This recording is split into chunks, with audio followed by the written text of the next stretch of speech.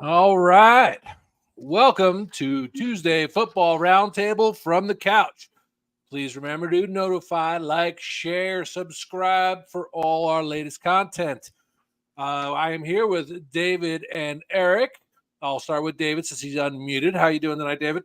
Hey, I'm doing well. I'm on IR. Just like half the receivers in the NFL. They're all on IR. So there you go. Join them. Eric, how you doing? I'm okay. What's wrong, Dave? Did you get hurt? No, I didn't, but I figured I wanted to reach out to my wide receiver friends and let them know how I feel about them. So I just joined them on IR.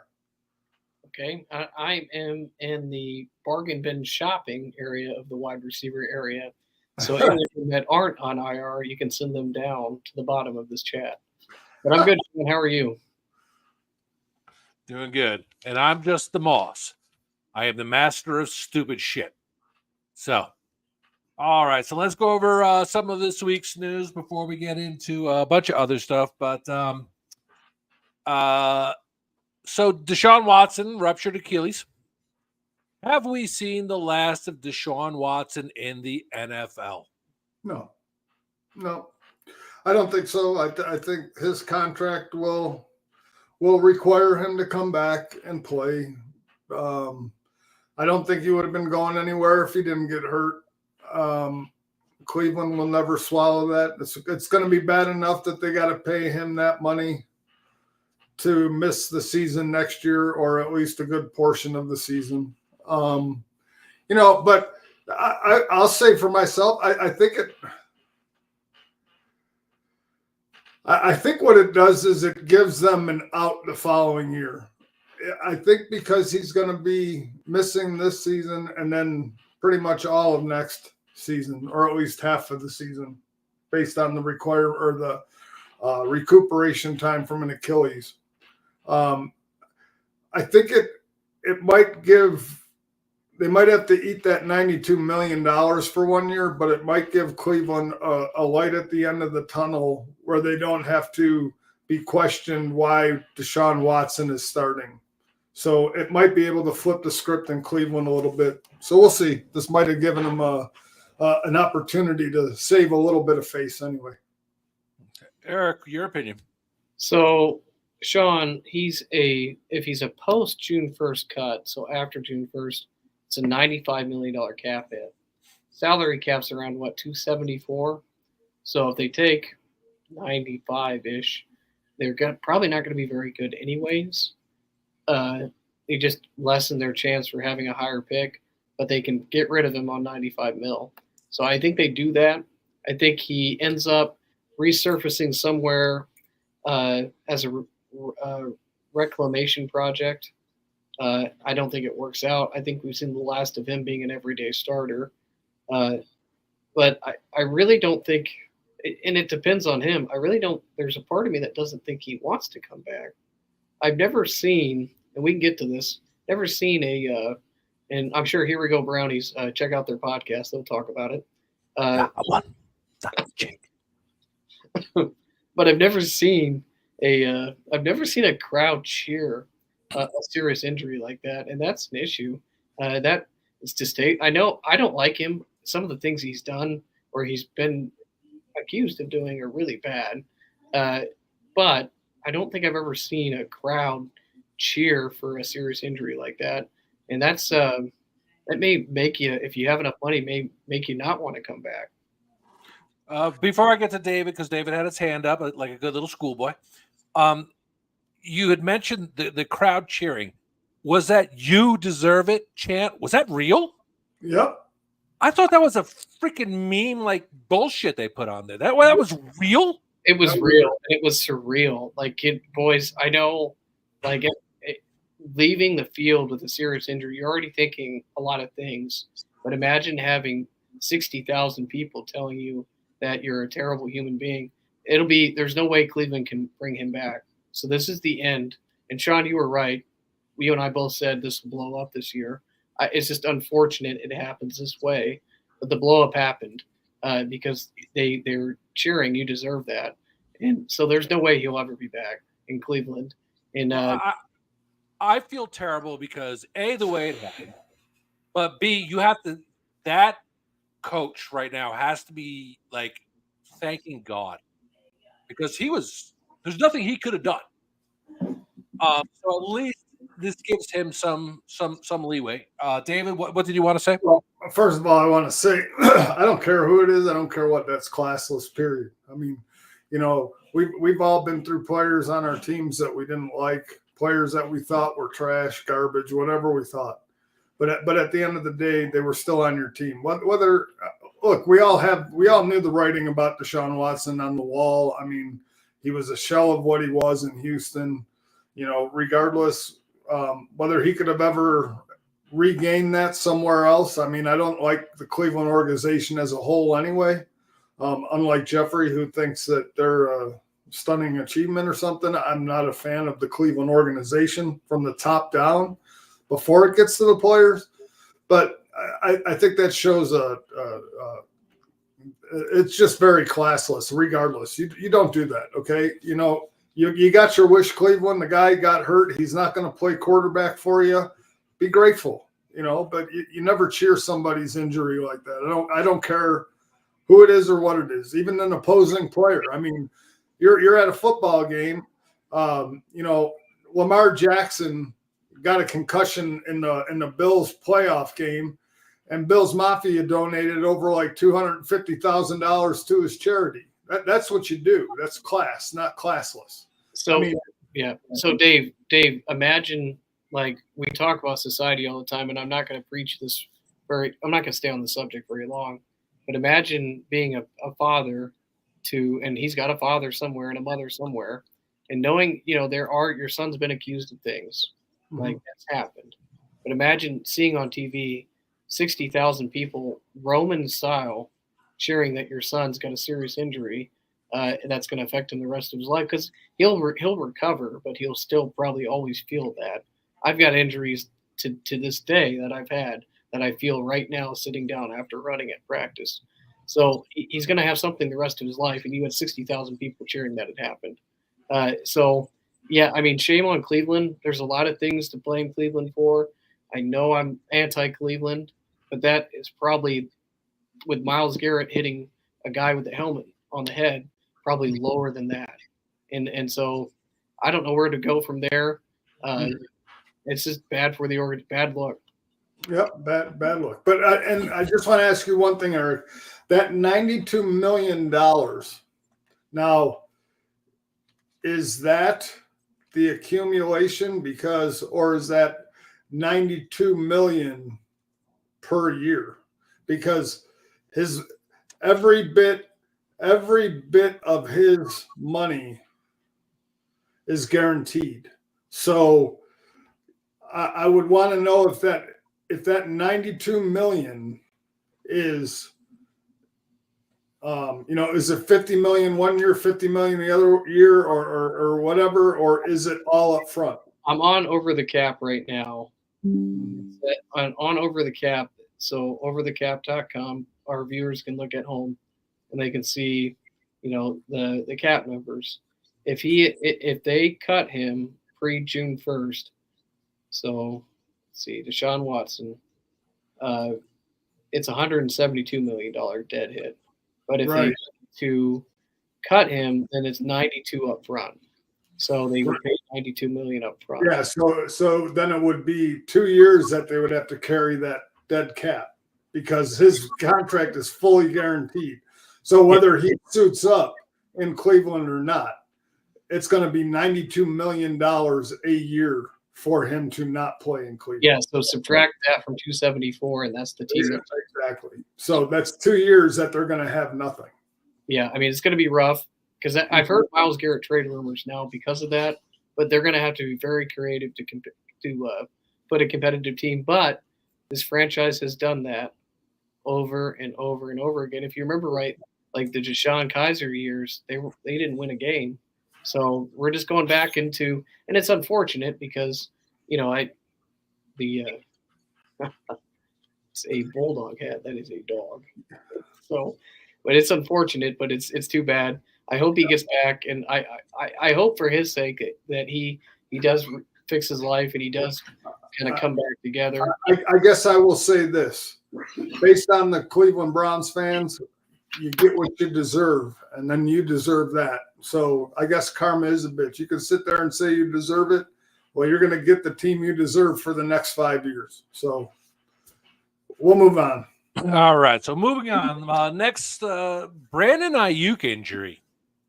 Now this one, okay, I'm going to give this to Eric, and you may go into the no training camp and soft tissue thing, but this to me is a very big blow. Okay. And okay, right before we go there, hey, KD, do you notice Eric's wearing a Ravens hat? Anyway. This is not a Ravens. It's an alligator, for God's sake.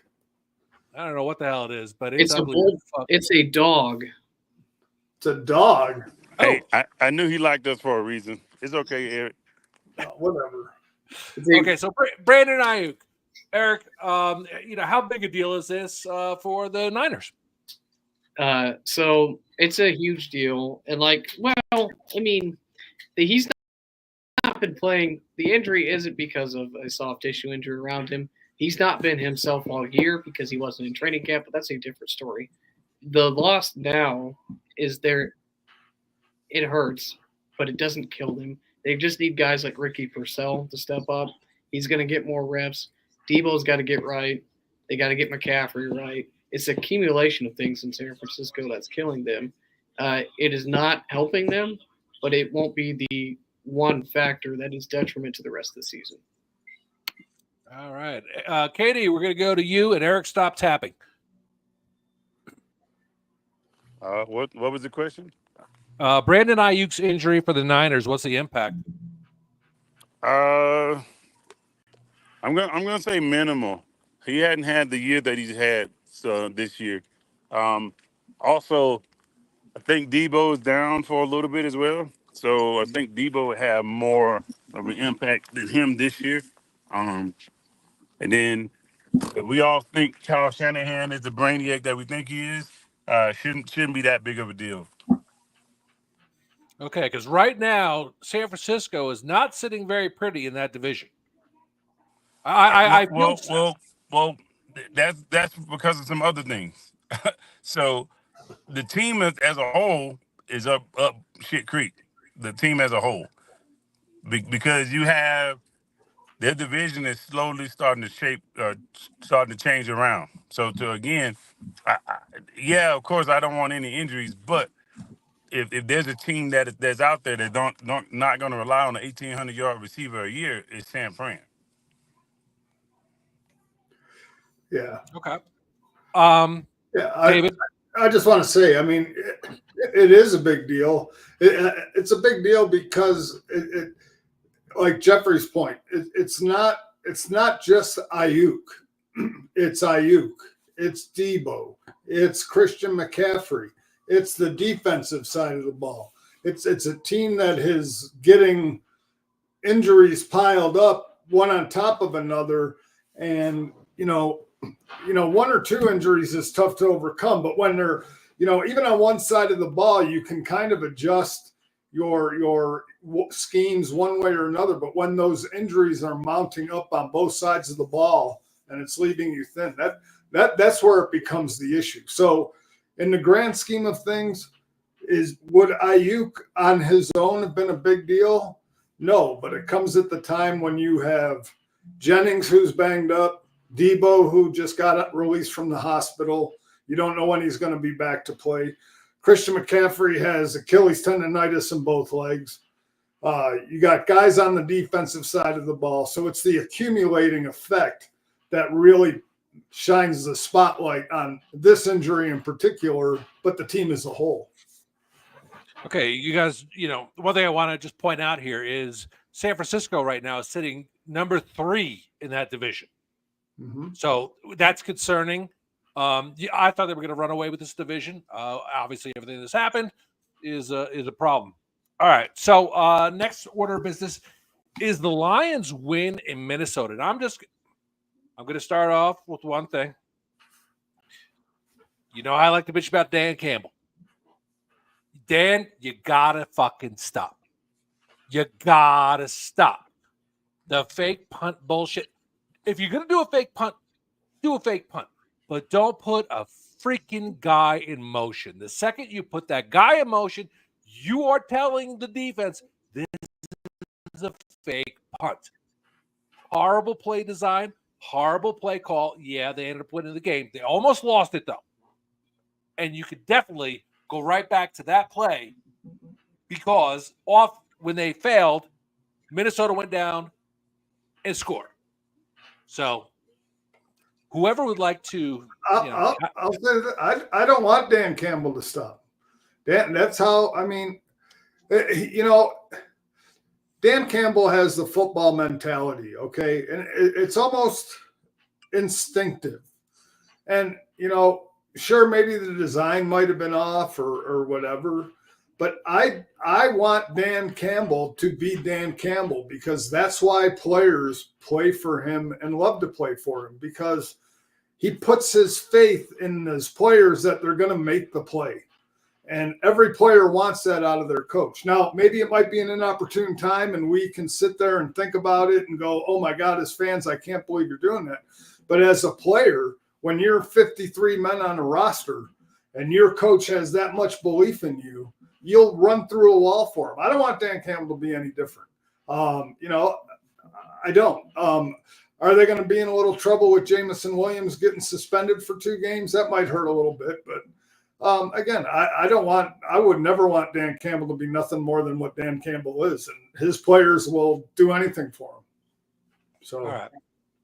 So we're going to discuss another coaching decision in a second, but Eric, on to you. The Lions victory in Minnesota. Do you have any thoughts on the call on the fake punt, or do you just want to go past that and just talk about the game? Hey, so I got some thoughts. Real quick before the freshman behind me wants to speak. I do have my thoughts of it is I think Minnesota's going to be fine. I think it was more Dan Campbell's going to be Dan Campbell, and he's just going to do what he does, and that's who he is, like Dave said, and he's not going to change. But I think it's more telling Minnesota was down 11 twice in that game and continued to come back. And I know that moral victories aren't everything, but they got a lot to hang their hat on. They can play with these guys. So good for Minnesota. Go ahead with your thoughts and get me out. I low-key think our secondary was straight up butt. Like, Stephon Gilmore dribbling over his own foot. Like, I don't get that. Like, you're an all-pro corner and you're tripping over your own foot to a 4th-string wide receiver. Don't make sense. It made me so mad. He gave up, 2 touchdowns to a 4th-string wide receiver. He's also old as crap. So Bailey, what I'm hearing from you is you think he should hang it up after this year. Yeah. Okay. I think he's too old. Okay. So here's your homework assignment. Unlike your pop telling you. So I need you to look at some cornerback or DBs that you would like to replace him. And this how you get good at this type of stuff, unlike your pops. Come back next week with your answer. I got you. He'll be back next week. All right. KD, do you have any other comments on the game, or are you done busting balls? I mean, I knew what this game was going to be. It's a division rival. Both of the teams are good now. I knew those guys are going to fight for it, and they're going to claw and scratch at each other. So I don't have much about it. I just would like if Minnesota had a little bit of more offensive firepower, and I think that could have kept them out of the hole that they were in early on. Because again, I got it. You got the Justin Jefferson pony, and you got the run game or whatnot. I just would like if they would have had what's his name, Hawkinson. Yep. If they would have him back He should sooner be rather. back this week, so that'll help. So if he comes back, I expect them to take the next step and really come after the Lions to take this division or try to take the division. All right, so I'm going to ask this question. I'm going to go to KD, Eric, and then David.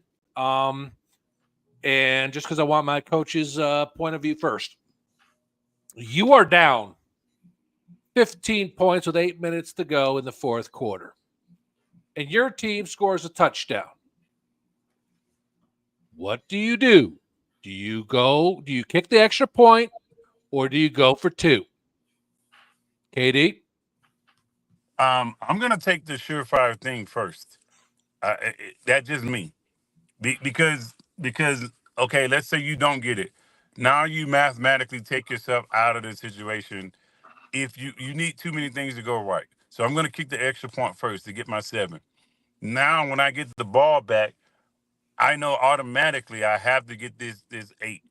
But I leave myself that chance within those rest of those 8 minutes by not going for the 2. Because if I go for the 2 right then and there, I'm down 9 points now. So I need 3 possessions at that point. Whereas if I get the 7, I'm still keeping it to 1 possession, and I only need those 2 to get the ball back and do what I need to do. So I'm gonna take the field goal. All right, Eric. Yeah, I'm with KD. I know I like to say random things and be that guy, but I'm not that guy in real life. So I'm always taking the points and keeping the game going longer, right? Because I want to prolong the game, and plus it gives the team hope. Like if the 2-point conversion is I think it's too risky early on, and I have a good play, but I want to save it for when I have to use it, and so I have to use it with the game on the line. If I go and fail, that the emotions of football failing there are going to be negative. I'm going to lose momentum. Whereas if I kick the extra point, I have the momentum because, hey, it's a 1-score game and we're going to go make a stop and we're going to go tie this baby up. So, I mean, the coach in me would 100% kick the extra point and keep fighting and keep mathematically alive in the game as long as I can. David. Yeah, no, I agree. Unless you're Sean McDermott, then you just forfeit the point anyway, and you just, whatever. But, and then you take a timeout, right? Because then you want to let them. Of course, you take a timeout. Then you take 2 in a row. You move your kicker back another 5 yards, and then he kicks the ball sideways, and so you make it the most a fundamental play, the trickiest play in all of NFL if you're Sean McDermott. But no. Seriously, you take the points. Hey, Mr. Paoli, what's up, buddy? You take the points. You live to get the ball back. You rely on your defense. And again, I would say though, and I mean, it depends on your team. It depends on who you are. I guess, and because they always got to put the analytics thing on there. It's kind of like 4th and 2. What do you do? Well, the analytics say go for it. So again, I mean, if you're Baltimore, maybe you take that chance because you probably have a better success rate than you would if you're, I don't know, Bryce Young. So again, I think as you analyze your team and you look at your success rate like that, you kind of determine whatever. What did I say?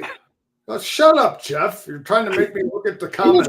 Isn't it funny? Isn't it funny that he's dominating the show and he's not even? Yeah, like that. Who's he got to say? Who's going to take care of the babies? But anyway. So, right. but no. Okay, I want to bring this up because last year Dan Campbell did this exact thing. Down by 15, and he went for 2, and he didn't get it. And I flipped the fuck out. And David, you were like, I agree with him. Well, Gerard Mayo did the same thing in London on Sunday. And instead of kicking the damn extra point, being down by 8. They didn't get it. They're down by 9.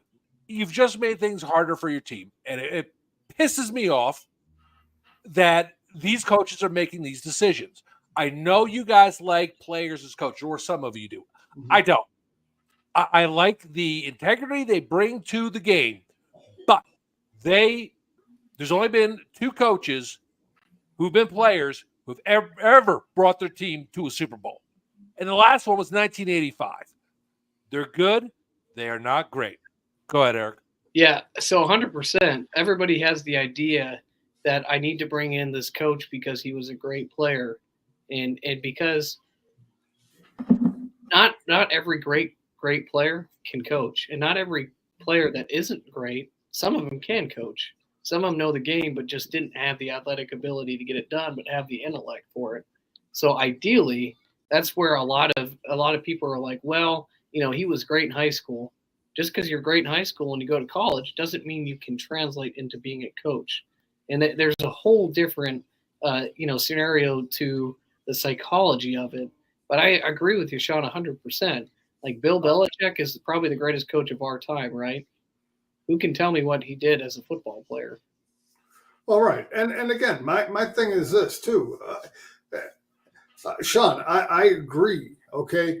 Do I even if New England was down 8 points and scored a touchdown and they were down by 2, mathematically for a team like New England, your chances of converting the 2-point conversion are probably 20% because you don't have talent.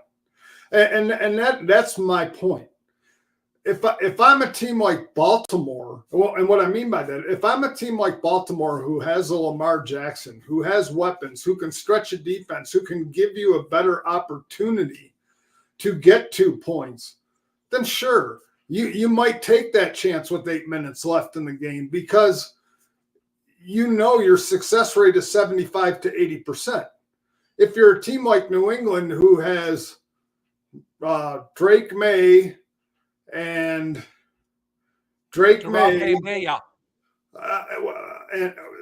so again,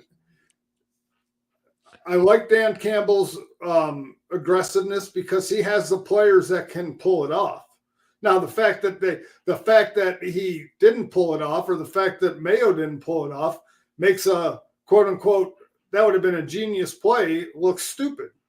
But the fact is, like I said, in most instances, yes, you take the points, you live to get the ball back, you rely on your defense, and then you go down when it matters. And if you can get a touchdown, then you go for the 2 points to tie or win. But sometimes it's like, if you do it when they're unexpecting that, or when they're not expecting that, you have a better chance than when they know if you score, you're going for 2 points. So they're going to put their best effort out, and they're going to bring their best guys out. So that's all I'm saying. So it's just analytics, and I don't give a shit. I appreciate the commentary. That doesn't make any sense to me whatsoever. So we'll just move on because a team knows if you're going for 2 or going for 1.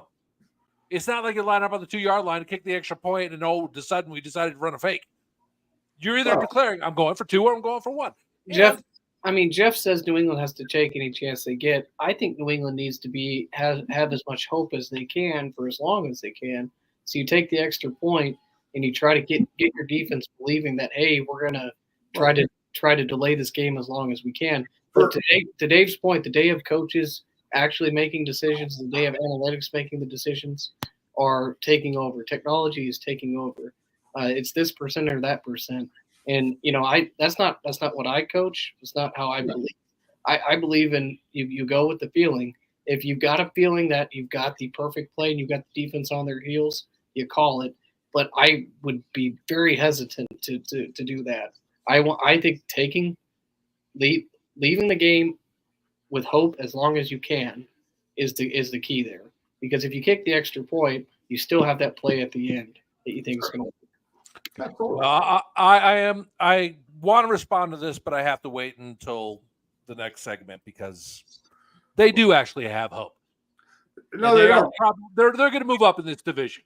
No, they're not, because right now they are the bellboys in Cancun taking everybody's bags that are checking in. I don't know, man. Anyway, I do. I know. So the last thing, does anyone want to talk about the Texans versus the Packers? All I can say is that my fantasy team, I lost Nico Collins and I had Tank Dell. I'm like, okay, so this guy's gonna get. He didn't give me anything. What did CJ Nobody Stroud did. throw for? Like 56 yards. 86 yards. 86 yards. Do you remember we had this conversation? And I think Sean, you called this right. You said I think he'll have a sophomore slump. I think one of us said I think there's film on him. I think he'll struggle now that teams are You adjusting. said that, Eric. I know you did. Okay, yeah. I think we all kind of said it. We all kind of said that, but we didn't think it would be this drastic. I mean, I thought he'd have some kind of slump, but not like you were the one talking more about the film, and teams will have better opportunity to prepare and do the things that they didn't see last year. And there's a fine line. And Jeff said it was me. Oh, Jeff, me. Yeah. Come on the show and say that. Yeah. That's right. Keyboard warrior. There's a fine line between Pro Bowl and practice squad, and that's all I'll say. It's a fine line, boys. All right. Anyone else want to comment on the Texans, Packers? KD, you got anything? Or David? I don't. If KD has anything he wants to add, feel free. No, I'm good. All right. So here we go, fellas. We are going. Hang on. Let me get it loaded up because we have to do it.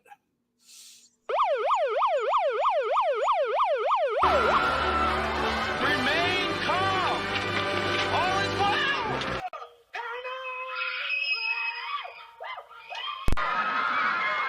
All is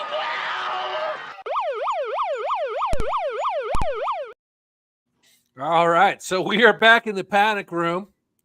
The panic room has emptied out a little bit, I will say, and not for good reasons. So let's start off with which team should hit the panic button. And the Dallas Cowboys are still in the panic room. What is your level of concern with this, David? I'm going into the red based on their schedule. They're definitely in the red. I just,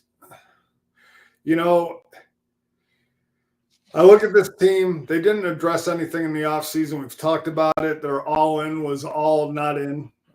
Jerry Jones came out and said, well, we had players on our team last year who didn't get to play. So I guess that his all-in was we're going to bring players who didn't play last year and put them in our starting lineup. And you'll see what they are, which is not much. I still think the fact that you're having issues with your running game, you signed Dalvin Cook to your practice squad, you're in week 7 and you haven't activated him. To me, that is nonsensical, other than your allegiance to Ezekiel Elliott, who has contributed 0.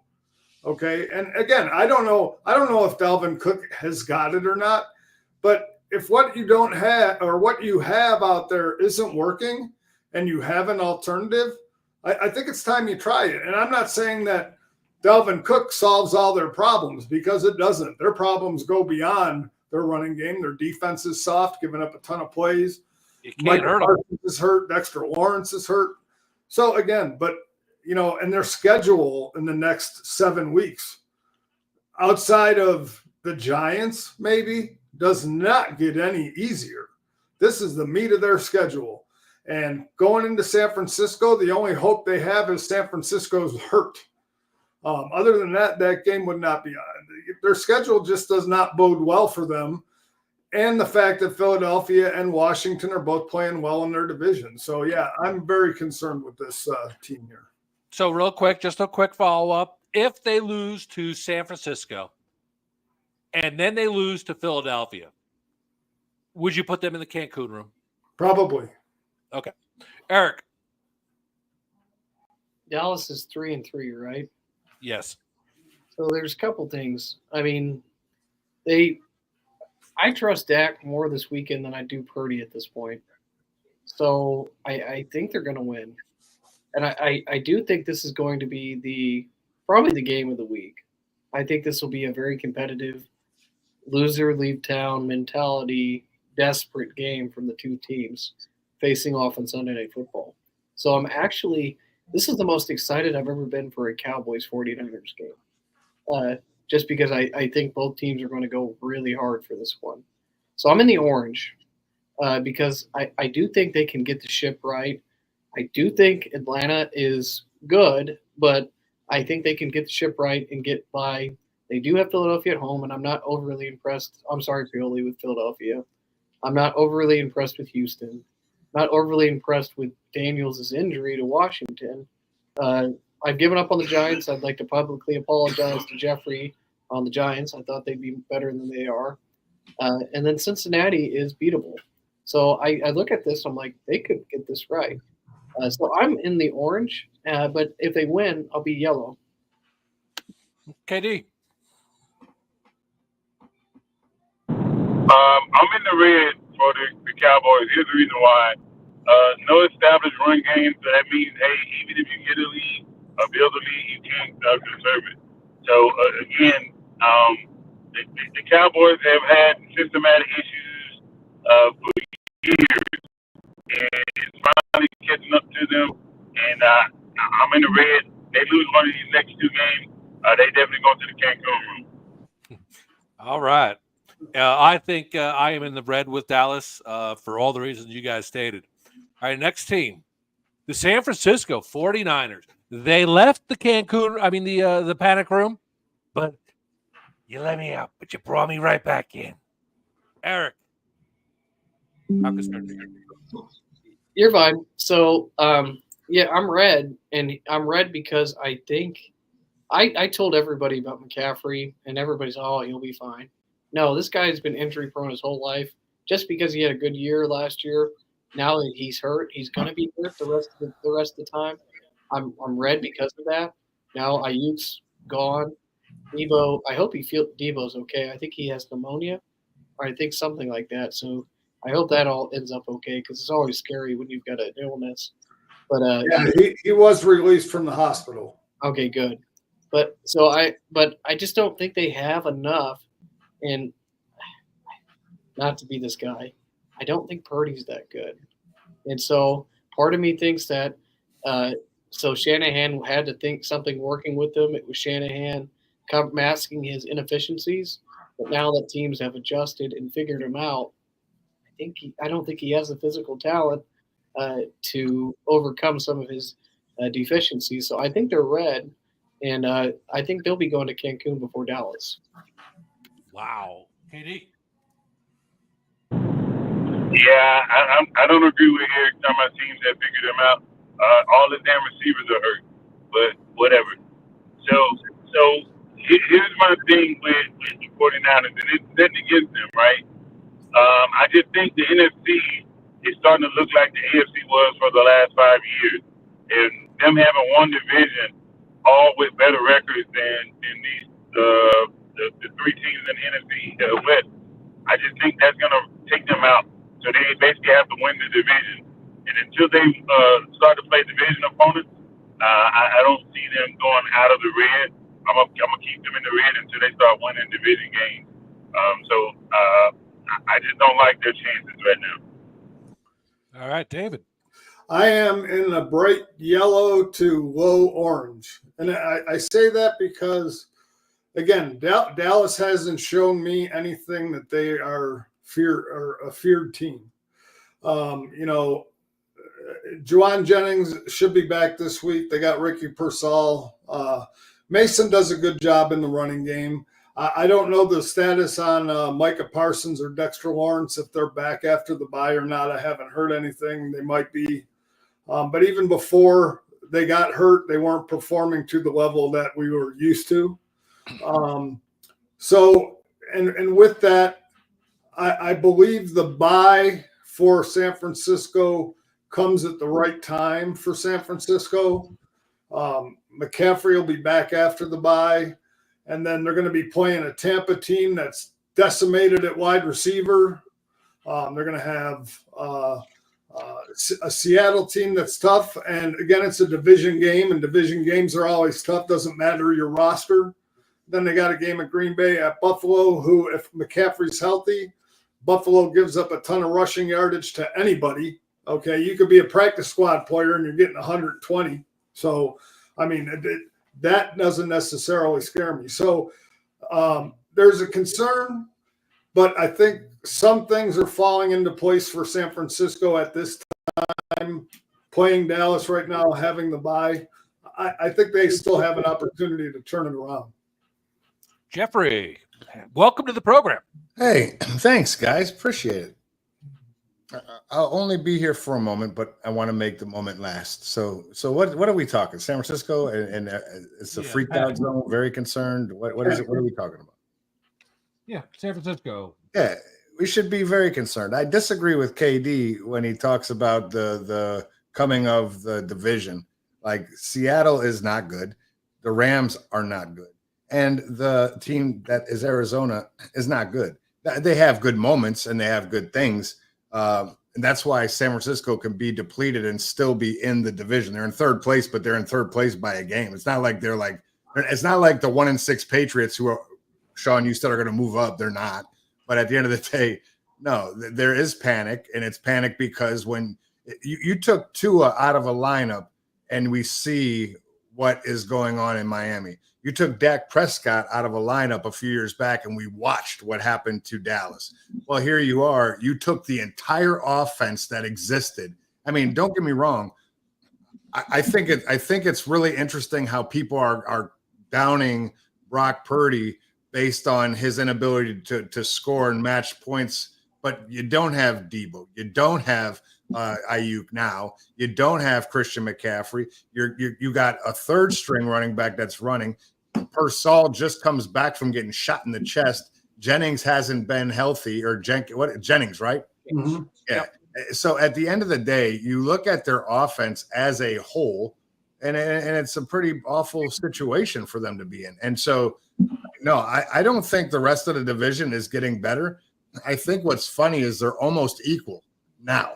You know what I mean? Like they're actually an equal team now because they don't have shit on their offense. Their skill players are depleted. They're gone. And that's hard for, I mean, that'd be hard for Pittsburgh to do it without George Pickens. Baltimore doesn't even have a number one receiver, right? So it doesn't even matter there. But it's somewhere where if you had a skilled set player out, but they have all of them. Every single offensive weapon is out, and it is problematic. And they're not going, and unless they can start getting pieces together, which Ayuk's not coming back. Debo will come back in a week or two. I think they keep talking about McCaffrey coming back potentially. I don't think that dude's going to play a game this year. So at the end of the day, there is no bright spot out there. They said he'll be back week 9. Yeah, I mean, I hear that. It sounds good until we see it. I just keep hearing it because he wasn't going to miss a game, Dave, and then he got put on the IR for 4 weeks, and that was right before the season started. Right before that, no one was told that guy was going to start. Whatever that dumb story was on week 1. So, bottom line is, I think Christian McCaffrey's not coming back. Is that who you're talking about, Christian McCaffrey? Yeah. Yeah. I don't until I see him on the field. I don't believe it. Well, we definitely wouldn't see him in week 9, maybe week 10 because the week 9s are by. So anyway, the Los Angeles Chargers, these guys, I think they need to go to the CANCUN room. You need to beat the teams you should beat, and they have beat the teams they should beat. Then they go into Arizona and lay an egg. I am beyond the very concerned. They've gone. They need to go to the CANCUN room, especially because they got Kansas City and they have the Broncos in that division, and Broncos aren't that great, but they're better than the Chargers. Want to have any reason why they should not? I disagree. I disagree, Sean, and I'll be quick, Eric. Just this one thing. They're 3-3 in a conference that under 500 is going to make the playoffs. I mean, when you look at the conference across the whole, there's the leaders of those divisions and then everyone else. And I believe that everyone else that makes the playoffs, damn near anyway, will be under 500. That being said, this is still we're 6 weeks into a Harbaugh-led team, and they don't have all the skill that they had last year on offense, but they're still putting up points. Their defense is suspect, and they've been suspect, but they got to pick it up. So I think that, you know, at 3-3, it's not panic yet, just Right. yet. I think that after week 9, we could really start talking about could be rough. You know what's funny, guys, is when Gandalf is talking, and I love you, Jeff. Yeah, you guys remember Fellowship of the Ring when Gandalf shows up and he's late, and Frodo's like, "You're late," and a wizard arrives precisely when he means to, and so he shows up when he means to, and then he takes the time he means to. He's supposed to be quick, but time is irrelevant when you're a wizard, right? Right there, Jeff. It. So but I see you trying to catch the beard, so keep working, young man. It's coming. I'm working 100%. I tell you, aging, as I'm watching practice every day, it'll grow because I got the stress level of high schoolers. But hey, listen. So ideally, what Jeff said is 100% correct. So remember my point in the beginning where the AFC is. We're going to get 2 teams from the north, probably Pittsburgh and Baltimore. But outside of that, there are wild card teams. It's going to be pretty open, and it could be a team that has a subpar, record that makes the playoffs. So look at their schedule: New Orleans, Cleveland, Tennessee, Cincinnati, Baltimore. Baltimore kicked the shit out of them. Atlanta and KC. KC's going to kick shit out of them. But like New Orleans, winnable. Cleveland, winnable. Tennessee, winnable. I mean, that's 6-3. So I mean, they need to get to probably 9 wins to make the playoffs. I'm not in Cancun. I think they could make the playoffs. They're going to get the crap kicked out of them by whoever plays them in the playoffs. But, making the playoffs isn't Cancun. So I think they can do that. Interesting. First of all, before I go to you, KD, I just want to thank you. KD does all the graphics and the slides that look cool like this, and he puts in a lot of work. And thank you for your contribution, KD. What are your thoughts on the Chargers? I think they'll be fine. I think the thing that they got to do is they got to start back playing defense. I don't know what their exact numbers are, but I'm pretty sure, having the defensive line that they had over the years, it seemed like they just never turned the corner when it come down to what they was able to do. Even the later part of last year, they started to come on strong, and they haven't lost that many pieces last I checked. Instead, they made some contributions to bring in some different people in the draft, and I would have thought that would have, hey, okay, look, we can at least get something out of the draft and whatnot and free agency. But it seemed like none of those things have worked out defensively. And I just think, especially bringing in Greg Roman and Harbaugh, I just felt like, hey, their system is going to take a time to get the players that they want and really maximize the potential. But I just think right now they're trying to build on both sides of the ball, and they're just not able to do it. And then, especially when Herbert went down temporarily, I think that really kind of put them back. They were saying, hey, look, we don't have what we need to have. And the only thing they have that's working for them right now is the AFC North doesn't look like the NFC North. That's the only thing they have working for them right now. So that's the reason why I'm not putting them in the Cancun room. All right, David. Yeah, I won't put them in the Cancun room. I think they have a chance to compete based on their schedule. But, I will say one thing about the AFC West, and it's really kind of sad because I just looked at the Kansas City Chiefs schedule, and I don't know if the gods just continually shine down upon Kansas City. I don't know if they did something previous that makes them glow in the afterlife, but I looked at Kansas City's schedule, and now they play the Raiders. Okay, then they play the Buccaneers after the Buccaneers lose everybody on their team. Then they play the Broncos, who I think is going to be a tough game because the Broncos defense is awesome. And then they play the Bills, which is going to be a loss. But then they play the Raiders again, the Chargers. Then they play the Browns, Texans, Steelers, which I think is going to be an easy game for Kansas City. And then the Broncos again. So I'm just kidding, Eric. I just said that to say that. So again, I think but I do say if the Chargers can string some games together, if they get their receivers back healthy, if they can work on their running game, get their defense, okay, and they're 3-3, And Kansas City's been winning a lot of games in spite of Patrick Mahomes, in spite of their dearth of talent offensively.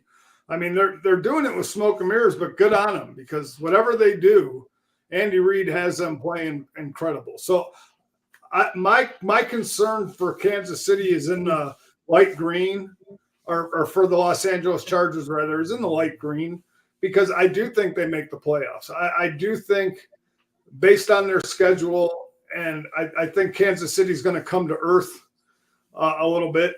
I don't think the Chargers are out of it. And with the AFC being how it is, I believe that the Chargers are going to make the playoffs, and I think they'll be okay. They'll get beat up pretty bad in the playoffs, but they'll make it. Well, shut up, Jeff. All right. So here we go. The last but not least in the panic room. Then we're going to move on to the CANCUN room and not have a lot of discussion about that. But after last night, the Tampa Bay Buccaneers are in the panic room. Is there any reason why they shouldn't be in the panic room? We'll start with KD. I knew he was going to be frozen, so that's why I picked him first. David, go ahead. Is there any reason why Tampa Bay should not be in the panic room? I think the only reason I think they should be, but I think the only reason in their saving grace at this point is they play in the NFC South. And I think the NFC South in general is dealing with issues. The Saints are dealing with issues. David Carr's out. Chris Olave's hurt. They're starting Spencer Rattler, a 6th-round draft pick or a 5th-round draft pick at their quarterback position. So again, based on the fact that they're in first place or tied for first, or at least a game ahead, I think I'm mildly concerned based on the fact that they lost both their receivers, and that's going to hurt. It's going to hurt Baker Mayfield. Because he's going to have to learn to play a different kind of football. He's going to have to go back to Cleveland Brown football.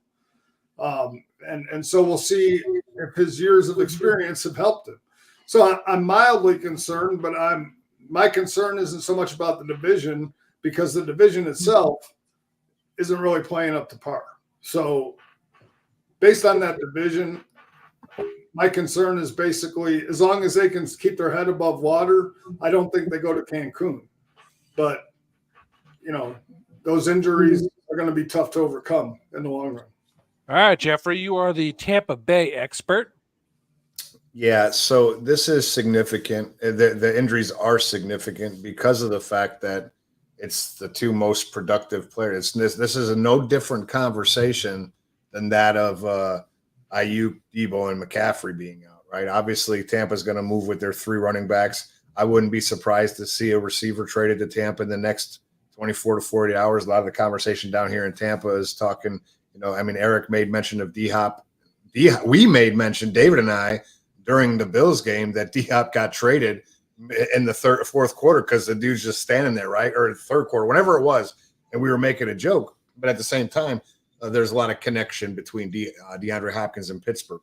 But, and not to say that goes away, the difference is that now that you have 2 teams that lost receivers, meaning San Francisco and Tampa, the market's changed, right? And so not to say that prior to Sunday that there was a dollar amount on Hopkins that Pittsburgh was excited about, is that's the same dollar amount today, right? I don't know. But all that being said, it's significant. Hey, Jeffrey, can I ask you a question real quick? Yeah. Do you think Cleveland and the Raiders have seller's remorse by trading Cooper and DeAndre Hopkins a week earlier than they should have? Devontae Adams? Yeah. No, I do. I mean, yeah, I'm sure they do. I mean, because definitely would have been a lot. I mean, I think the market changes after Sunday, right? I mean, after Monday night specifically. But it does because of the need. No different than, a Justin Fields playing early as opposed to not playing at all. Because, again, if Russell Wilson starts the season, I believe wholeheartedly today Justin Fields isn't a Steeler.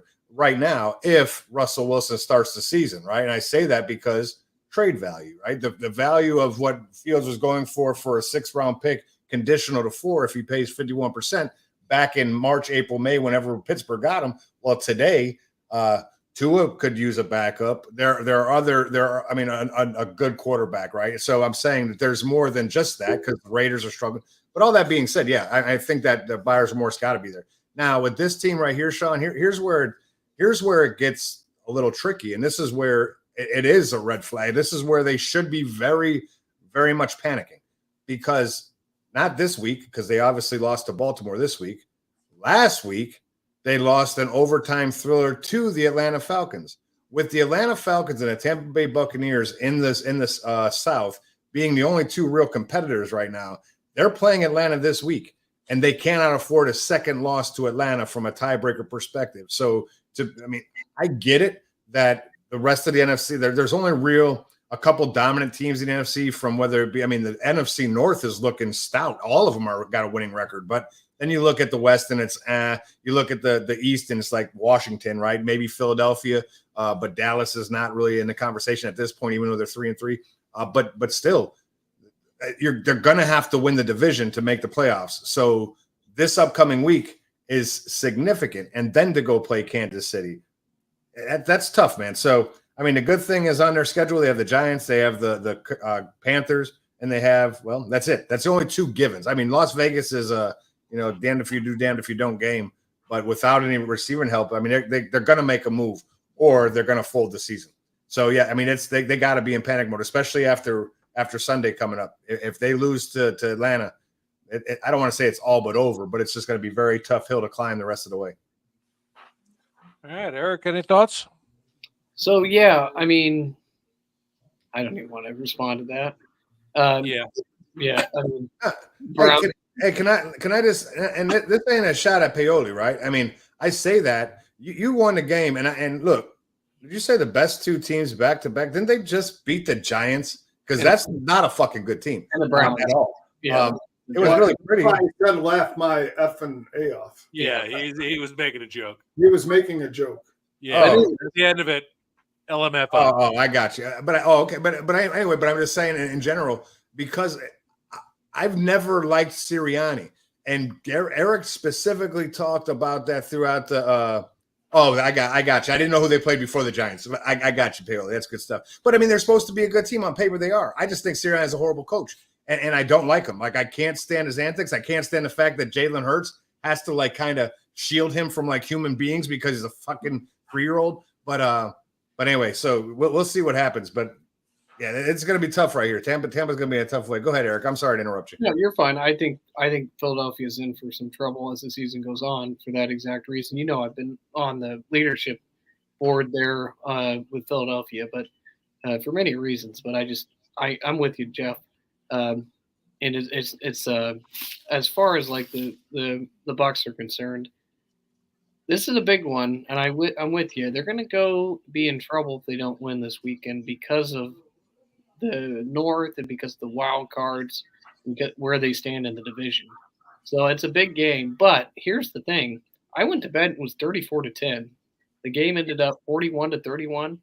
So there is some fight in the Bucs. There is some fight in Baker. And as long as they've got that moving forward, I think they have a chance, especially this weekend. But another do or die game.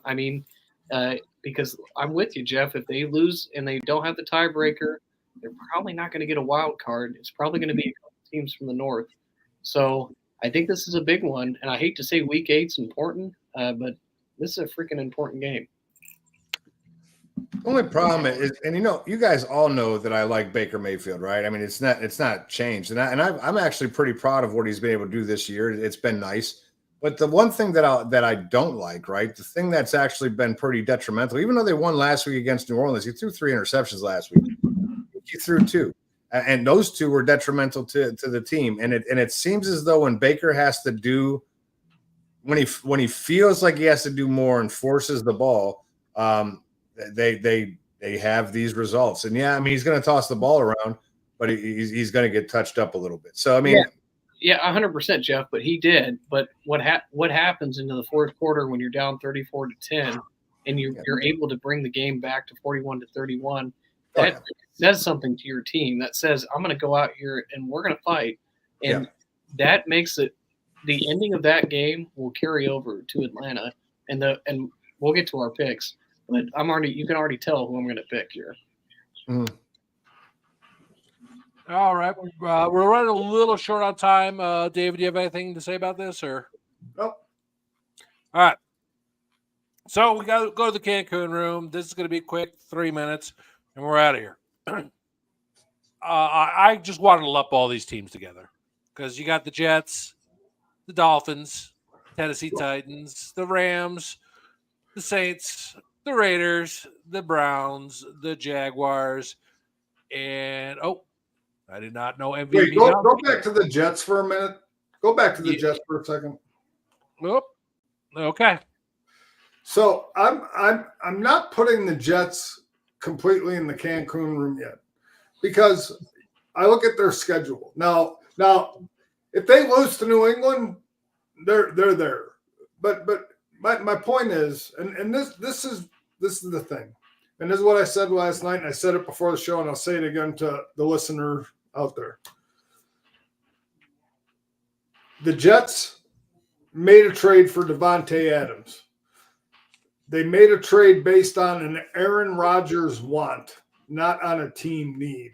This team needs an offensive line to protect Aaron Rodgers. Aaron Rodgers has lost his ability to move in the pocket, and he has no time. What Aaron Rodgers and Davante Adams did in Green Bay was magic and special because Aaron Rodgers could extend plays with his feet, and Davante Adams had the opportunity to get open and find seams in the defense. Now the Jets flourish by the quick ball, the quick release from Aaron Rodgers, and Davante Adams is not that guy. Okay, he had a couple bad breaks against Pittsburgh. Not that Pittsburgh didn't play well, but the interception that bounced off Garrett Wilson, granted it was on the wrong shoulder, and the happened to be in the right spot at the right time. But again, this is a roster. This is not a team. This team needs to play as a team, and until they do, they are 53 guys pulling 53 chains. They're not one team pulling one chain, and until that changes, this team won't go anywhere. And if there's any spot in the schedule for this team to get it right, they've entered that zone. So they do not have any tough teams on their schedule, with the exception of maybe Seattle. Maybe Seattle. Dave, you made a bunch of good points. So before you go and defeat yourself in an argument, let me step in here real quick. I love you. So listen.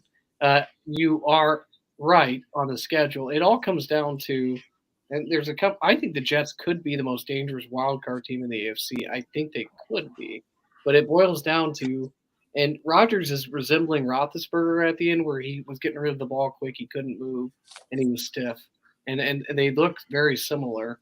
But the difference is Ben was a team guy, and they had a little better ending than Rodgers is headed for because he's not. They need to have a heart to. Somebody has to reach out to him and have a heart to heart. What was really telling to me was his demeanor when they threw the challenge flag. How he threw it back. First of all, how he threw it back like he, I guess, owns the team or owns the offense, and how the coach looked like he was afraid to confront him is concerning. Like ideally, I think he did not play his best game. They were too focused on trying to stop TJ Watt. They left isolated Highsmith, and Highsmith was able to win a lot and pressure Rodgers. And that was the problem with the game, was Highsmith was getting there consistently and forcing Aaron off his spot. But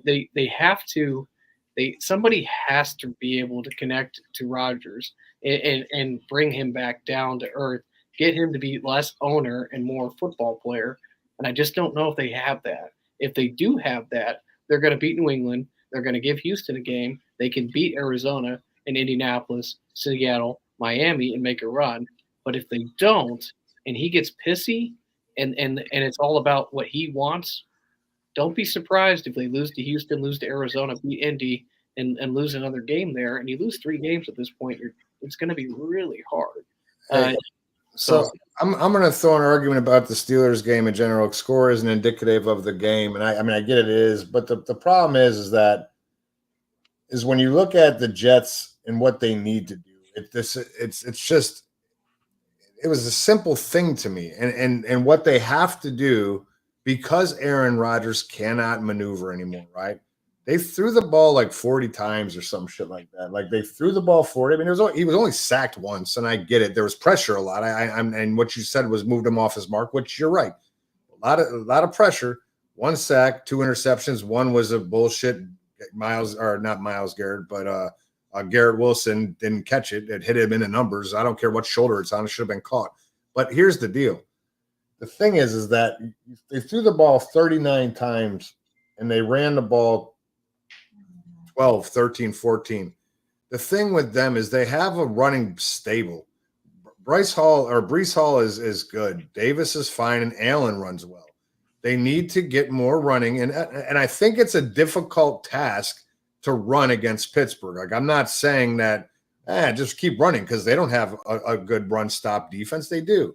But at the end of the day, with what Rodgers is going through today, they need the run to be established so play action passes matter. And regardless of pressures and shit, they couldn't fool anybody. But the fact that he threw the ball 39 times, I mean, he had more yards passing than Russell Wilson, though Russell Wilson's had 1 more touchdown and 2 less interceptions. Pittsburgh went out and named a fucking sandwich after fucking Russell Wilson after a goddamn – I mean, it's been so long since they've had 250-yard passing and 2 touchdowns, so they had to go and make a fucking sandwich for Russell. But at the end of the day, Aaron Rodgers – I don't think the Jets are out of it. I think that – you fired your coach. You got a new dude. Eric, to your point, he's going to get run by Rodgers. It is what it is. They have to get back and establish the run. They have to establish the run to make sure the pass is there. And then Reddick hopefully makes a difference on the defense. They let their fucking linebacker go that really was killing it last year to Philly.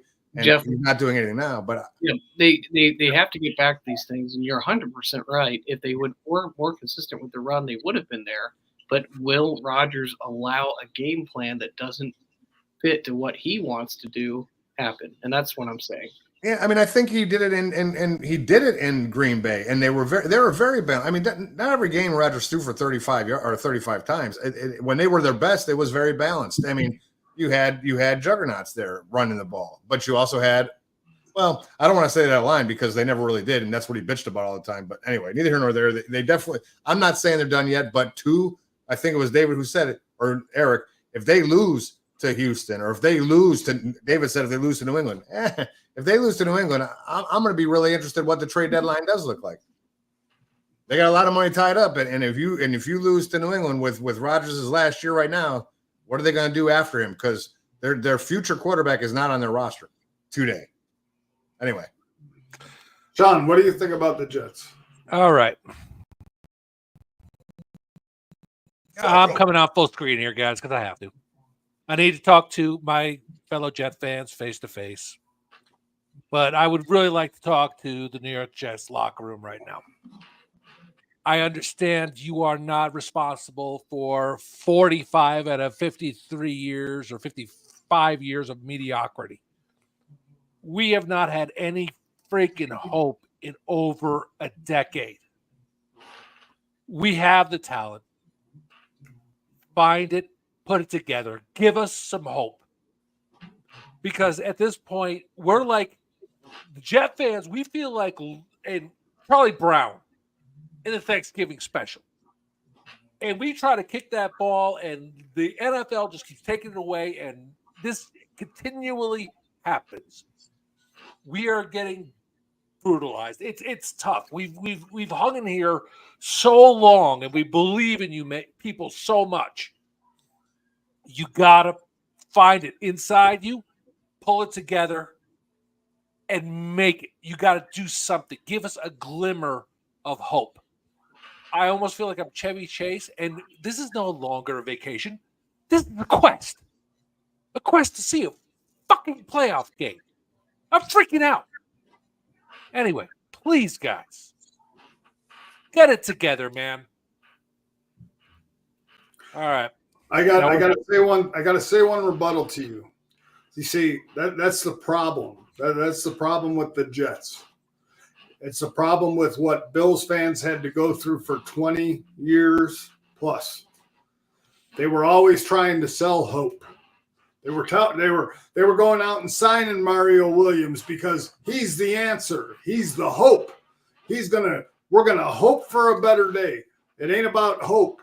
Don't sell me hope. You sold me hope when you traded for Aaron Rodgers. You're selling me hope when you traded for Devontae Adams. You sold me hope when you traded for Hassan Reddick.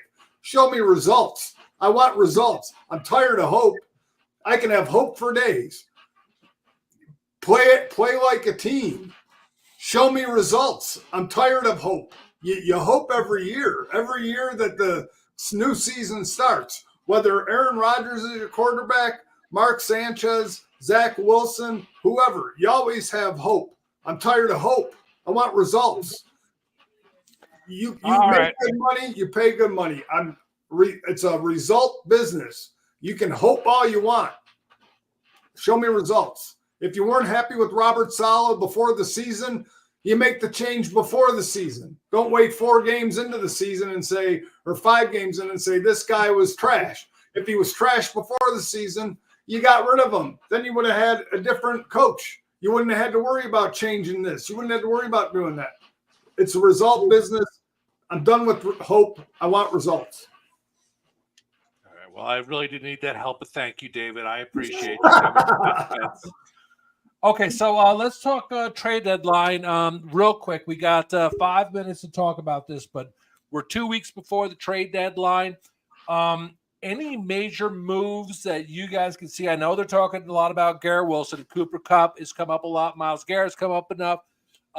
We'll start with Eric, and then we'll go counterclockwise, Jeffrey, then David.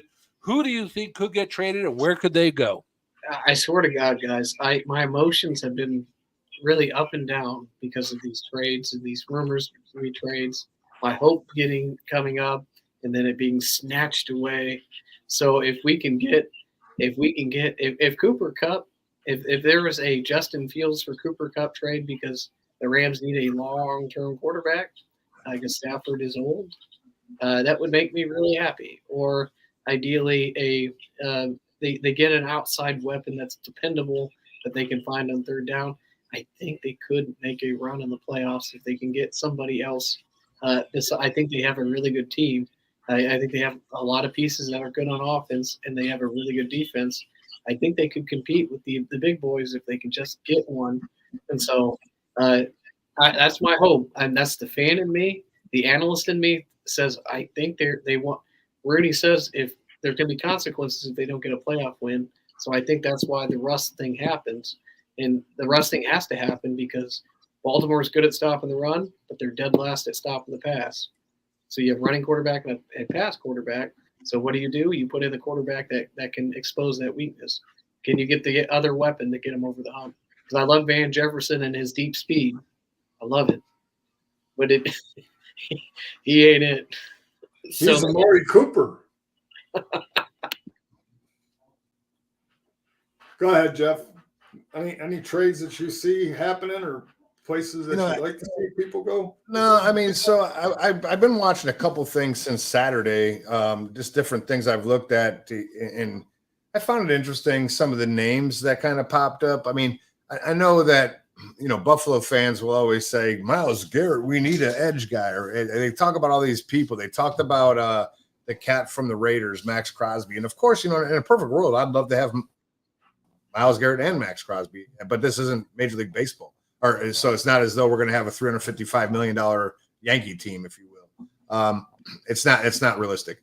I think Buffalo will. I don't think they're done, so to speak. But I think anything that they do, it'll be probably to shore up the defensive side. Obviously, we've taken a lot of injuries on the defensive side. We're not looking at a Max Crosby or Myles Garrett, but I think a Budda Baker's out there. I mean, there's a couple folks. It depends on what happens. Our secondary's been. Not great, but I mean our linebacking core has been damaged. I mean our whole team's been damaged. Yet we're still plugging away. But I would tell you, Dave.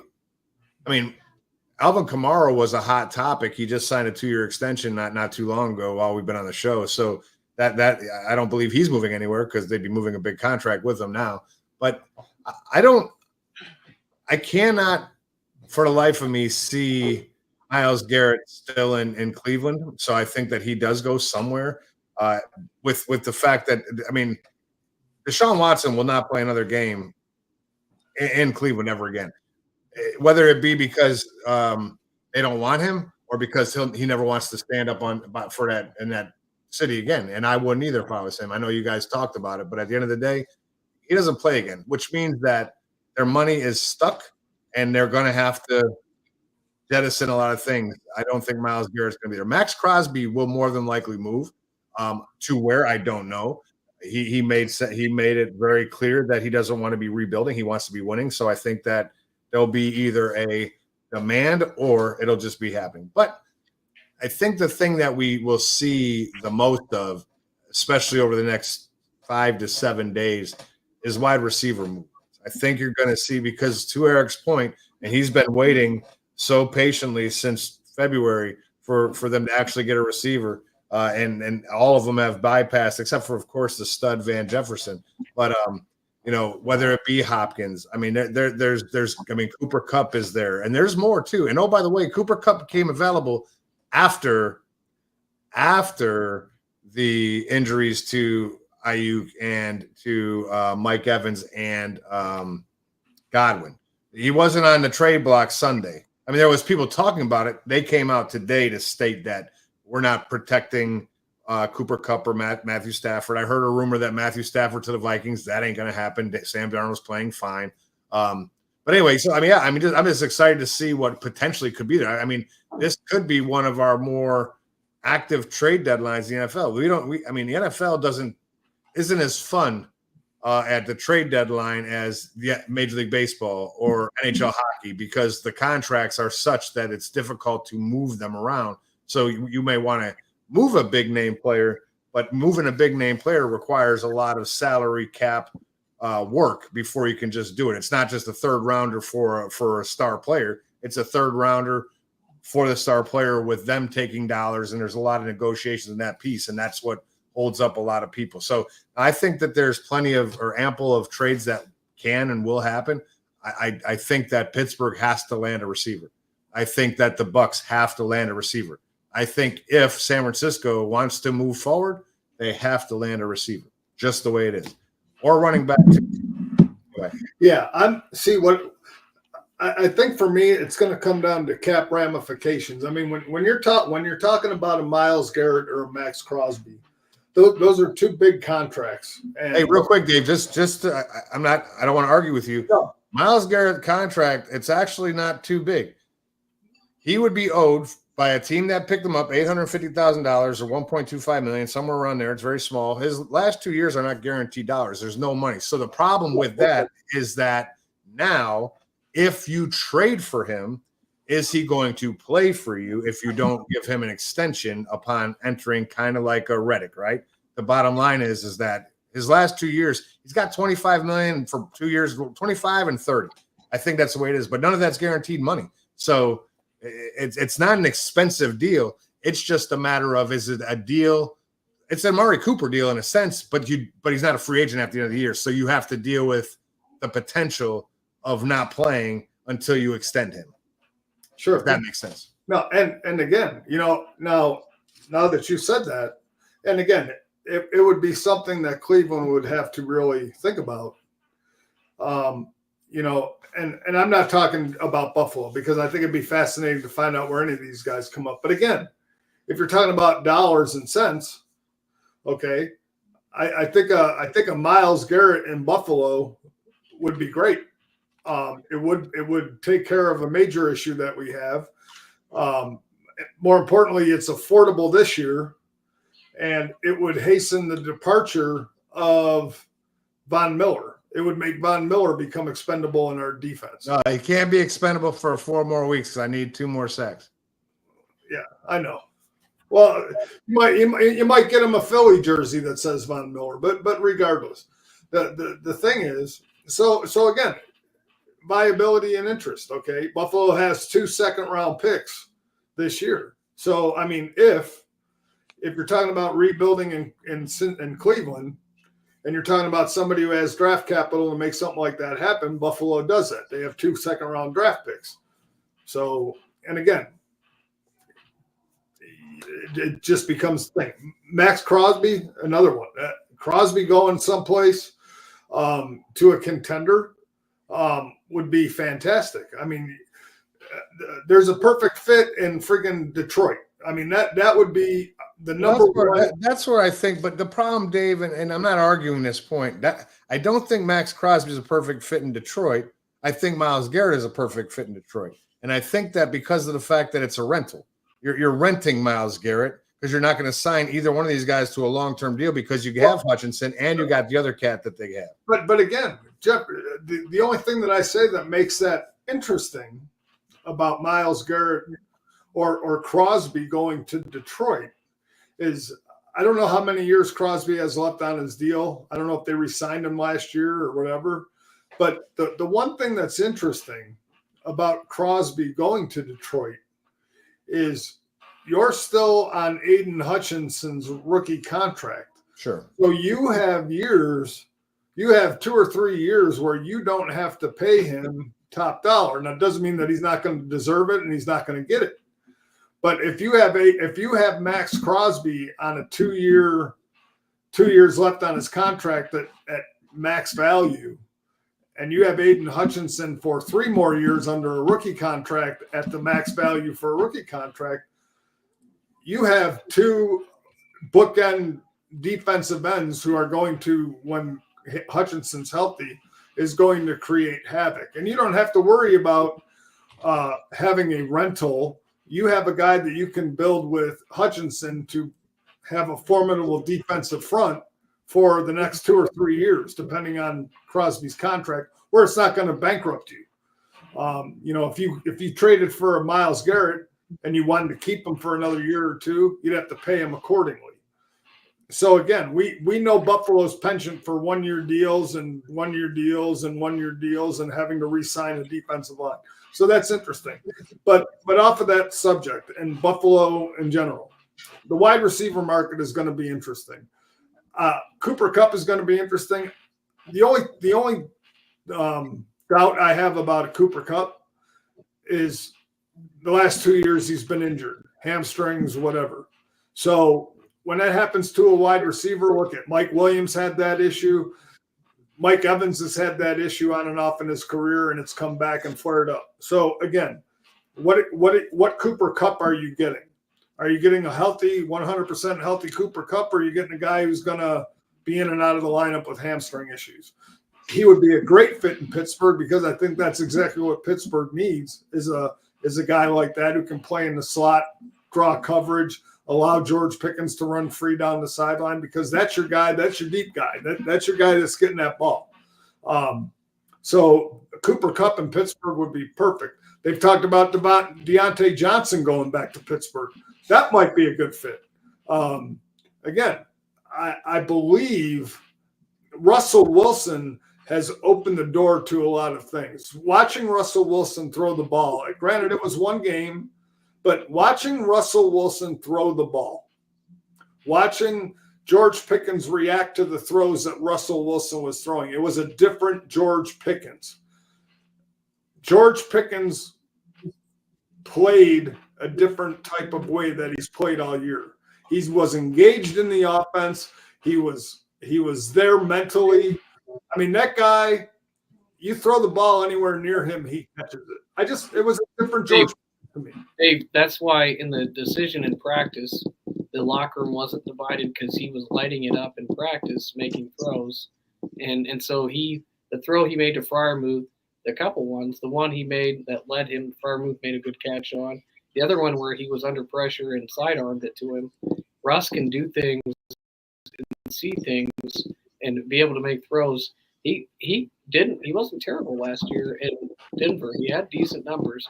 Now he's got a elite defense that's going to be top 5 at the end of the year, a run game, and he's got, if he can get a couple weapons outside of Pickens, I mean, I love the fact that you say they have a run game. It's so funny to me. It only went because that's like it's god awful. I mean, Harris had one good game.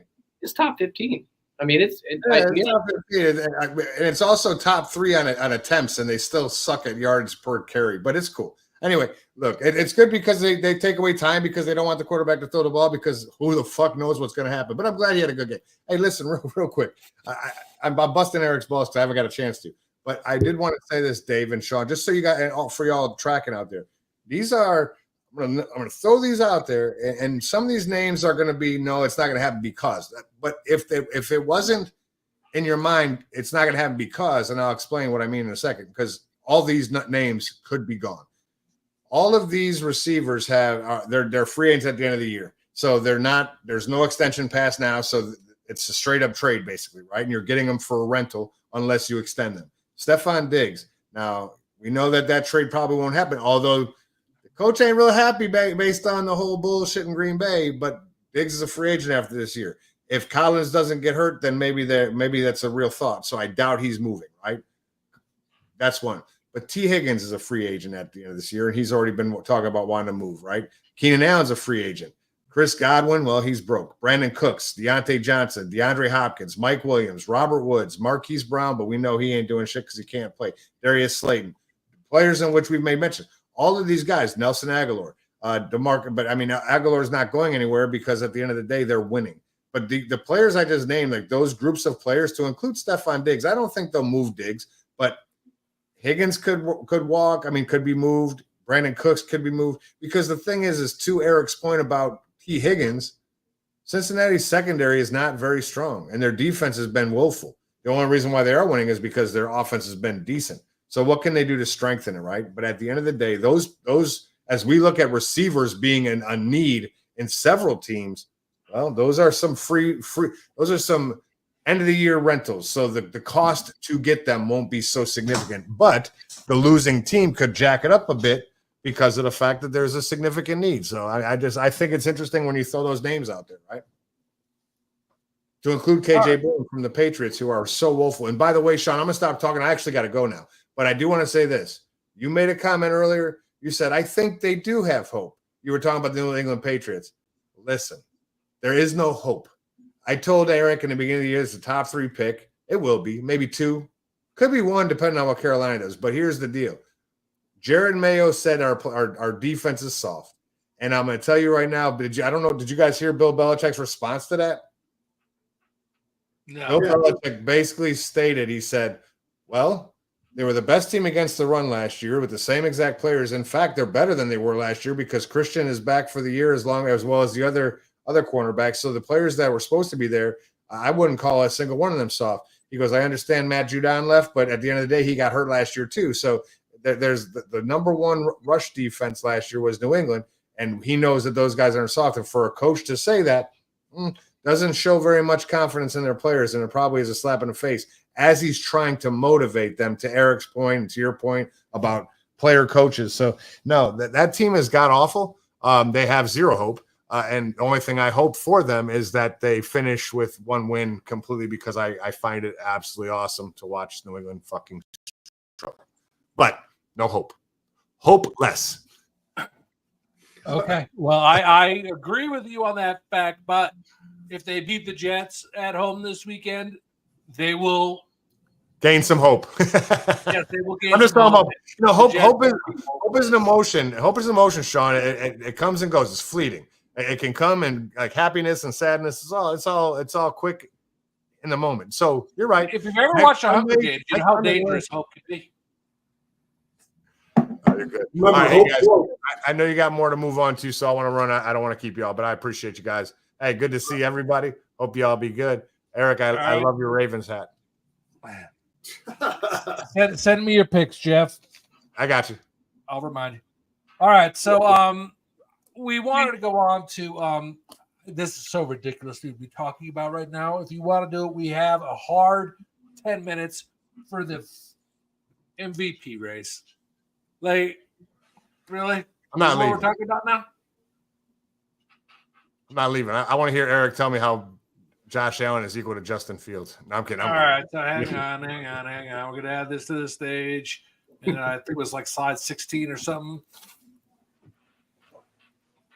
Okay, MVP Mountain. So, Eric, you said Geno Smith, Lamar Tua. Jackson, What the hell? Jared Goff, Baker. No. Hey, I replaced Cousins with Henry, but that's okay. Okay. Jeff had his say there, Lamar, Jared Goff, Darnold, Allen, and Mayfield. I said Lamar, Mahomes, Allen, Goff, and Burrow was my dark horse because David said, put up a couple that are dark horse. But Yeah. Burrow's throwing like crazy. Katie was. I want to give my real picks because friggin' KD doesn't know what the hell he's doing. So my picks for MVP right now are in no particular order, but kind of Lamar, Henry, Mahomes, Allen, Goff, and my dark horse is Sam Darnold. So Okay. it ain't Tua, CMC, Winston, Cup, and Young. Jesus. All right. I don't know how that happened, but sounds about right. Because he didn't have my pick, so he just started typing stupid stuff. Oh, so you didn't do your homework. Oh, I did. I put my picks in the wrong chat that everybody puts like 9,000 stupid ass comments in because now you're using both chats to argue. So yeah, it got lost in the minutia of Here's the problem.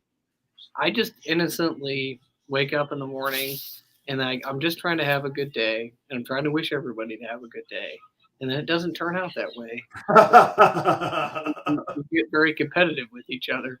But to be honest with you, it brings so much joy in the world to me when I come up with something very astute, and I imagine you and Jeff reading it and your facial reactions to reading it because I'm like educating you. But anyways, moving forward, I think Henry deserves to be up there. But here's my point with Lamar and Henry: they're on the same team and they're both really good and doing really well.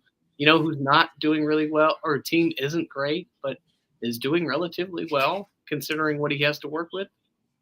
Geno Smith. I mean, he doesn't have the weapons that Lamar has. He doesn't have the team that Henry has.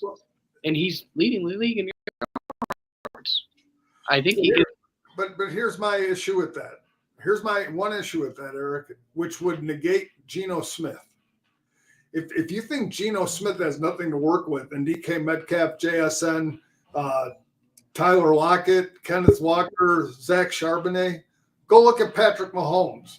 If that's your criteria, Patrick Mahomes has nobody. Patrick Mahomes has Travis Kelce, Juju, who is injured, Sky Moore, Nicole Hardman, Justin Watson. No way. Dave, I don't disagree. He doesn't have Isaiah Pacheco. He's out. He hasn't had Hollywood Brown at all. Pacheco went out. They had to sign Kareem Hunt off the street. So I don't disagree. But and that's my point of how he keeps winning and how that team keeps winning. And I'm not even going to say it's a testament to Patrick Mahomes. It's a testament to Andy Reid and offensive stuff. So again, and that's why when you put Geno there without Mahomes in that list for the reasons you said, then you have to have Mahomes in your list. Yeah. So, but he doesn't have Andy Reid, and my point of that is they have a great defense in Kansas City. I don't think Seattle has a great defense, and I know that I hope DK is okay, but I know he's hurt, and I know they've dealt with some injuries, and the offensive line's not very good. So, I think that a lot of it rides on how Geno performs every week, and he's more valuable right now to Seattle's success. And I think, and I hate to say this, I think he's more valuable than Mahomes is to KC's success right now. If KC is winning with Mahomes being very pedestrian. Sure. I agree. I can agree with that. No, I think to not have Allen in the conversation is just absurd. And I get that it's not because I'm a Bills fan. It's not. The things that I look at with an MVP, okay, are the things that you negated him from last year. He turns the ball over. He does this. He's the only starting quarterback who has 0 interceptions, knock on wood, and I hope I don't jinx him. But he's the only quarterback who has 0 interceptions. And he's being smart with the ball. Okay, and more importantly, he hasn't had a true number 1 until last week. And he's only going to get better. And the one thing that he has learned is if the play's not there, don't try to make it. So, Dave, every time that Josh Allen comes up, my dog is an emotional support dog, and so she knows now that she has to run over to me and give me a hug. I bet. I'm sure. But no, like I said, do I think he's the favorite? No, I don't. I don't think he's the favorite. I honestly look at Henry and Lamar Jackson, and I think to your point, Eric, I know they're on the same team, and I think that is what might take away from the votes for each other, because again, the one thing I think you're seeing out of Lamar is I think in some respects he's playing better than his MVP seasons that he's had previously. But is that a reflection of Derrick Henry being that extra threat in the backfield where defenses have to play more honest? So if I'm looking at that, I think Henry is more valuable to Lamar's success than Lamar is to Henry's, because Henry had that same success with Ryan Tannehill. I think Lamar's ascension now is even more so based off of Derrick Henry being in that backfield as opposed to Derrick Henry thriving off of Lamar Jackson.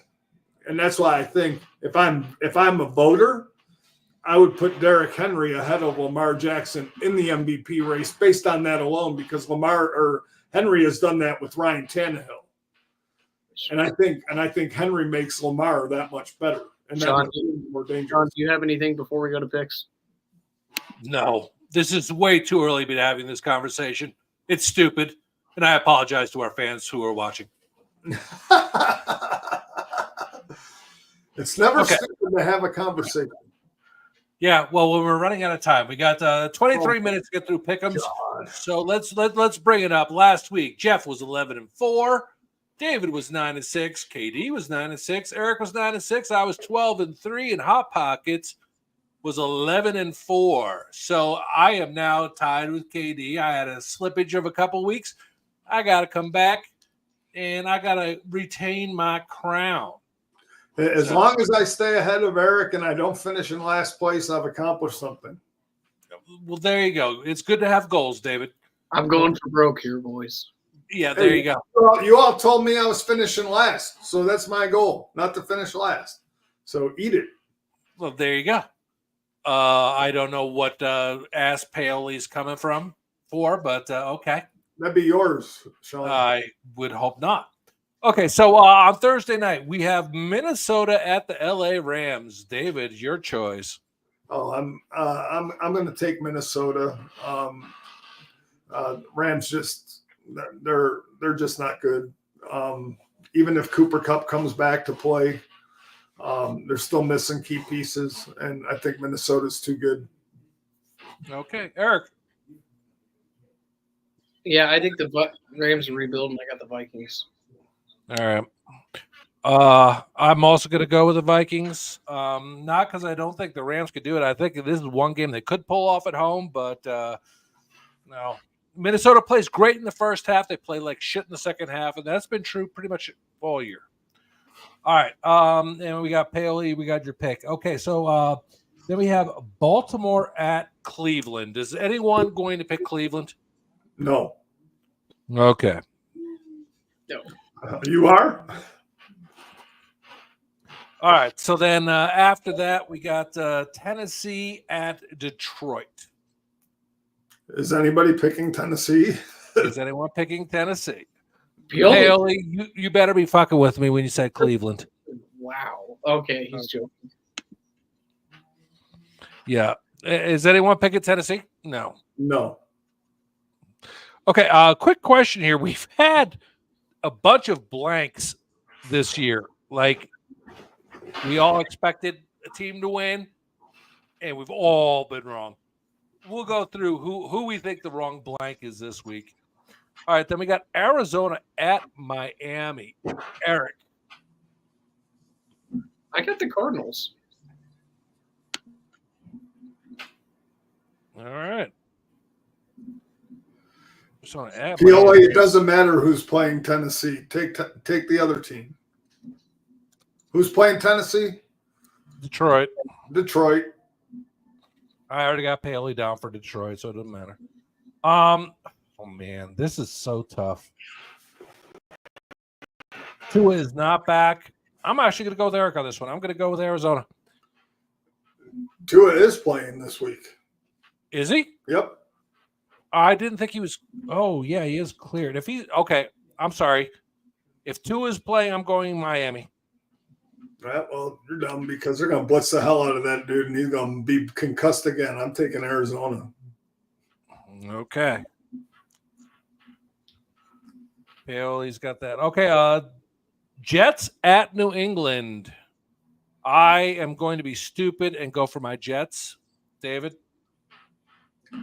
Nah, this is definitely a game for the Jets to get right and everybody to give Sean more hope. Yeah, I'm going to take the Jets. I can't see them losing to New England. Eric? Jets 38-10. All right.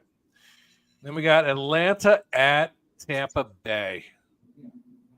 David? Well, I would have taken Tampa Bay prior to their entire receiving core going down. I think it's going to be a close game.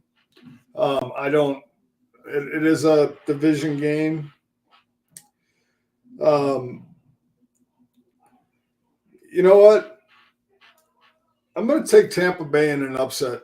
This is one of those games where you think that Tampa Bay is going to be depleted, and it's one of those games where everybody would have picked one team, and it would be like that, damn, we got it wrong. And I think Tampa Bay pulls this off. All right. Eric? Yeah, based on what I said earlier about how the game finished, I'm going Tampa Bay. All right. I'm going Atlanta. All right, Eric. Chicago at Washington. Is Jaden Daniels out? No, I think he's playing. His rib injury wasn't severe. Okay, I got Washington. Okay. I am going Washington. David? I really want to go Washington, but Caleb Williams has impressed me the last couple weeks with his ability with the offense. I think he's starting to get Keenan Allen more involved in the offense to complement DJ Moore. And their running game, DeAndre Swift has been decent the last 2 weeks, and that's kind of dangerous. So I'm going to take Chicago in this one. All right. Green Bay at Jacksonville. Is anyone taking Jacksonville? No, but it's an interesting conversation. Jacksonville's actually starting to play a little better. Trevor Lawrence is getting in rhythm. Tank Bigsby's been playing well in ETN's absence, and I think ETN's coming back this week. So, I mean, it's not out of the realm of possibility.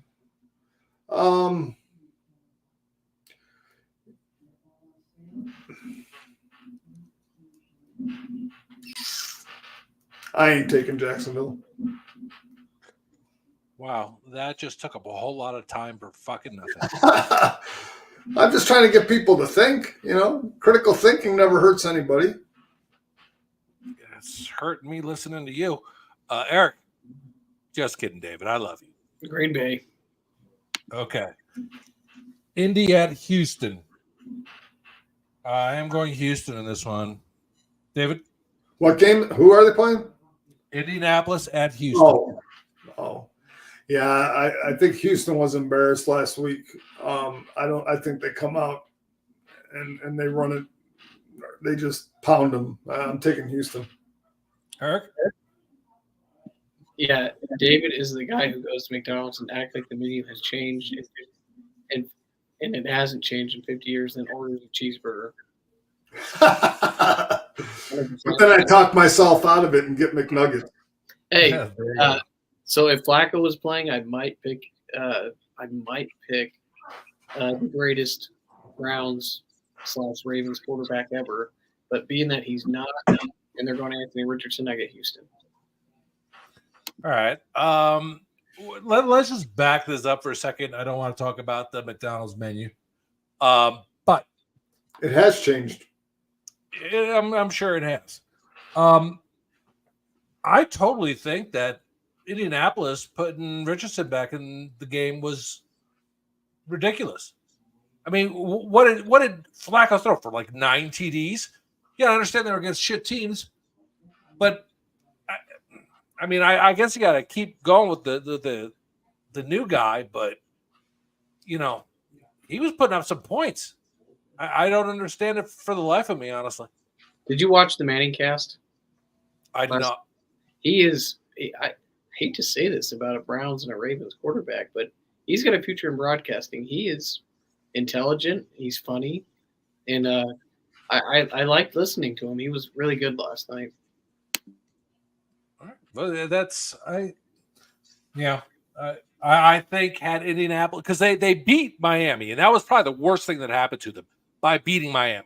Had they lost to Miami, I think Richardson would have been sitting back for the rest of the season. But it is what it is. Okay, here's okay. We were just talking about this.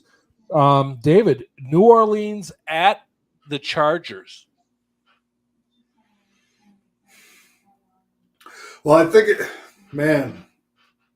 Yeah.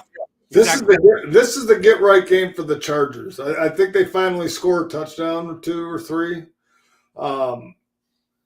Spencer Rattler does nothing for me as a quarterback. Chris Olave was in concussion protocol. I don't know if he's cleared it yet or not. Definitely, I'm going Chargers in this one. Could be Alvin Kamara's last game as a Saint. They just signed him to a 2-year extension. Doesn't today. matter. He wants out, and they might trade him to Denver. Why would you sign him to an extension today, though? They signed him to an extension today. A 2-year extension. So, I guess, unless he renegotiated for his new team. So just like when Jeff takes over on a road trip with Dave, I'm going to try to save us some time and make up time. I got the Chargers. Shut up, Eric. I'm also going Chargers. God damn you. Okay, Eric, Buffalo at the Seattle Seahawks. Wait till this pick. I've got Seattle 31-30. Geno Smith leads them on a drive to win the game at the end of the game. Afternoon game in Seattle. Oh, Seattle is showing such glimmers of hope in some terrible games. Fuck. Oh, God, against my better judgment. I'm going to go Seattle just because they're at home. David? Okay. This is why I have to pick this team. You want me to go slow? Son of a bitch, I'll go slow. No, listen. This game is going to be a tough game because they're playing in Seattle. But the fact that they signed Amari Cooper, I watched Keenan Coleman go off. I think that's going to present a challenge to Seattle's defense with him and Shakir and Dalton Kincaid. The running game is phenomenal with Cook and Ray Davis. And Bill's defense, they make adjustments if they're getting outgunned or outplayed in certain ways. Buffalo wins this game. Go ahead, Jeff. Yeah, I'm not picking nobody. I just had to come on here because I listened to Eric say some bullshit about Geno Smith's going to lead them to a 31, whatever fucking dumb, stupid ass score he just fucking Bullshit. Because it's bullshit. Listen, not because Seattle can't win, by the way. I'm not so. I mean, I'm going to pick Buffalo in this game. It's a homer pick, but more importantly, Seattle's not good. I don't give a shit who they play. Now, what's funny to me is the arbitrary numbers that Eric will throw up make me laugh. He said 31-30. And I remember last year telling us that Buffalo is going to get beat by Kansas City, Dallas, and Philly 30 to whatever, and Miami 30 to something. I just got to tell you, before game 1, Eric said Miami was going to trounce Buffalo as well as the Jets. Tua missed portion of the fourth quarter, and for the first 3 quarters, they didn't do shit, and Buffalo gave up 10 points to the high-powered offense. Now, I'll give you that we got beat up by Baltimore. I'll also say that we gave up more than 30 points because those are facts. But show me another 30-point game and then tell me how Seattle is the team to do it. Like I just those arbitrary numbers frustrate me because it's like me saying Daniel Dimes is going to put up 80 points against the fucking Steelers. Now, I'm going to be an asshole and pick the Giants now. I wasn't going to, and I'm going to pick the Giants to beat the Steelers because of this dumbass fucking 31-30. I mean, you could pick Seattle, but let's be realistic because it ain't realistic that they're going to score 31 points unless, of course, Walker runs the ball and DK Metcalf doesn't touch it all because they can. 31 points. So hey, listen, in the morning when I wake up and life seems kind of heavy and things aren't going my way, this is what brings me joy. Is when I say because you know when you say some whack ass bullshit, this is what you're gonna get. And I knew you were waiting for this. So you tried me earlier today, and I didn't say a fucking thing. I was like, I'm not gonna play this game with this fucking guy early in the morning. And then because he said some bullshit in the text or chat about Geno Smith there too. Listen, this goes back. I'm bringing this full circle, Sean. I know I'm fucking up your timeline, and that's what I'm here for. I'm the director of disruption. But I got to tell you, I don't even know what the fuck I was going to say. But no, I do. Full circle. Go back to what I said last year about the sophomore season from C.J. Stroud. Based on what I said about how Geno Smith came out and had a hell of a almost MVP year because no one's seen film on him in 9 years. All of this matters. Geno Smith is doing okay. He's got the most yards in the NFL by several attempts more. Now, he also has 8 touchdowns and 6 interceptions. Not a good ratio. Not like 10-0, by the way, MVP conversation. But 12-0. Well, 12. 12. I forgot this week. He threw 2 more. And by the way, he has 3 rushing, so that's 15 total. But you know, I know you were trying to put Justin Fields in that equality thing. But at the end of the day, to me, Geno Smith is Geno Smith. Seattle loses his game unless Walker runs for 200 yards, which he can do. I don't disagree, David. You had said it earlier that a practice squad running back can ride out on Buffalo's offense or on defensive line. We get manhandled at the line. Period. So that's it. I got Buffalo. And Sean, you're just a hater. You're just picking Buffalo. You're just picking Seattle because you hope that because David, you've been talking to David about hope all this time. You hope that the Jets beat New England, so you hope Buffalo loses, so you're not so far out. Well, that is true, but traveling to the West Coast and dealing with that stadium could be a problem. And you're not. I'm not a big fan. Let me tell you, the Bills traveled to the West Coast and beat the Raiders. The Bills traveled to the West Coast, beat the Rams. Bills traveled to the West Coast, beat the Chargers. Bills traveled to Central State, beat freaking Pittsburgh. You know what, Sean? We were funny enough, and our picks were good enough that we got Gandalf from it smoking the Toby to come back in and have to discipline the hobbits here, especially the hobbit in the bottom. Well, I only came on so I could get this, and then we're going to go to the Monday night fucking Denver Broncos, Carolina Panthers equality game with your team. All righty. Well, we're going to go on to the next one. Philadelphia at Cincinnati. Now that I'm all fucked up, I don't know the rotation anymore. I'll go first. It's puff give. Puff give. You don't fuck up the rotation, man. I'll go. Because Cincinnati. The Philly team is ready to implode. Nick Sirianni's a clown. He's just a clown. I'm sorry, Mike. I know you want Philly, and that's cool. But your coach is a clown. Okay? And your coach and quarterback still aren't on the same page. I mean, it was nice that they played the Giants and Saquon Barkley ran for 176 yards and gave it back to his team and all that other stuff. But your coach is a fraud, and it's proven it the last 3 years he's been coach. And Cincinnati is on the rise, and they're playing good football, and they're coming together as a team, and Cincinnati wins this game. Jeff? This is not an easy game to pick. Just because, I mean, because these are two teams that were expected to be better than they currently are right now, right? I mean, I know Eric didn't expect Cincinnati because their defense isn't overly great. It's tough because this is in Cincinnati, right? Which should be a nice thing, but they're 0-3 at home this year, so it's not like a given. But I think at this point Cincinnati needs it more than Philly, and I mean that figuratively, and I mean the way it is. By standings, I mean Philly's still there. I mean, because Dallas and New York aren't going to catch them, so I mean it's going to be between them and Washington, right? That being said, where Cincinnati is 2 games behind Pittsburgh and Baltimore, right? I mean, they can't afford 3.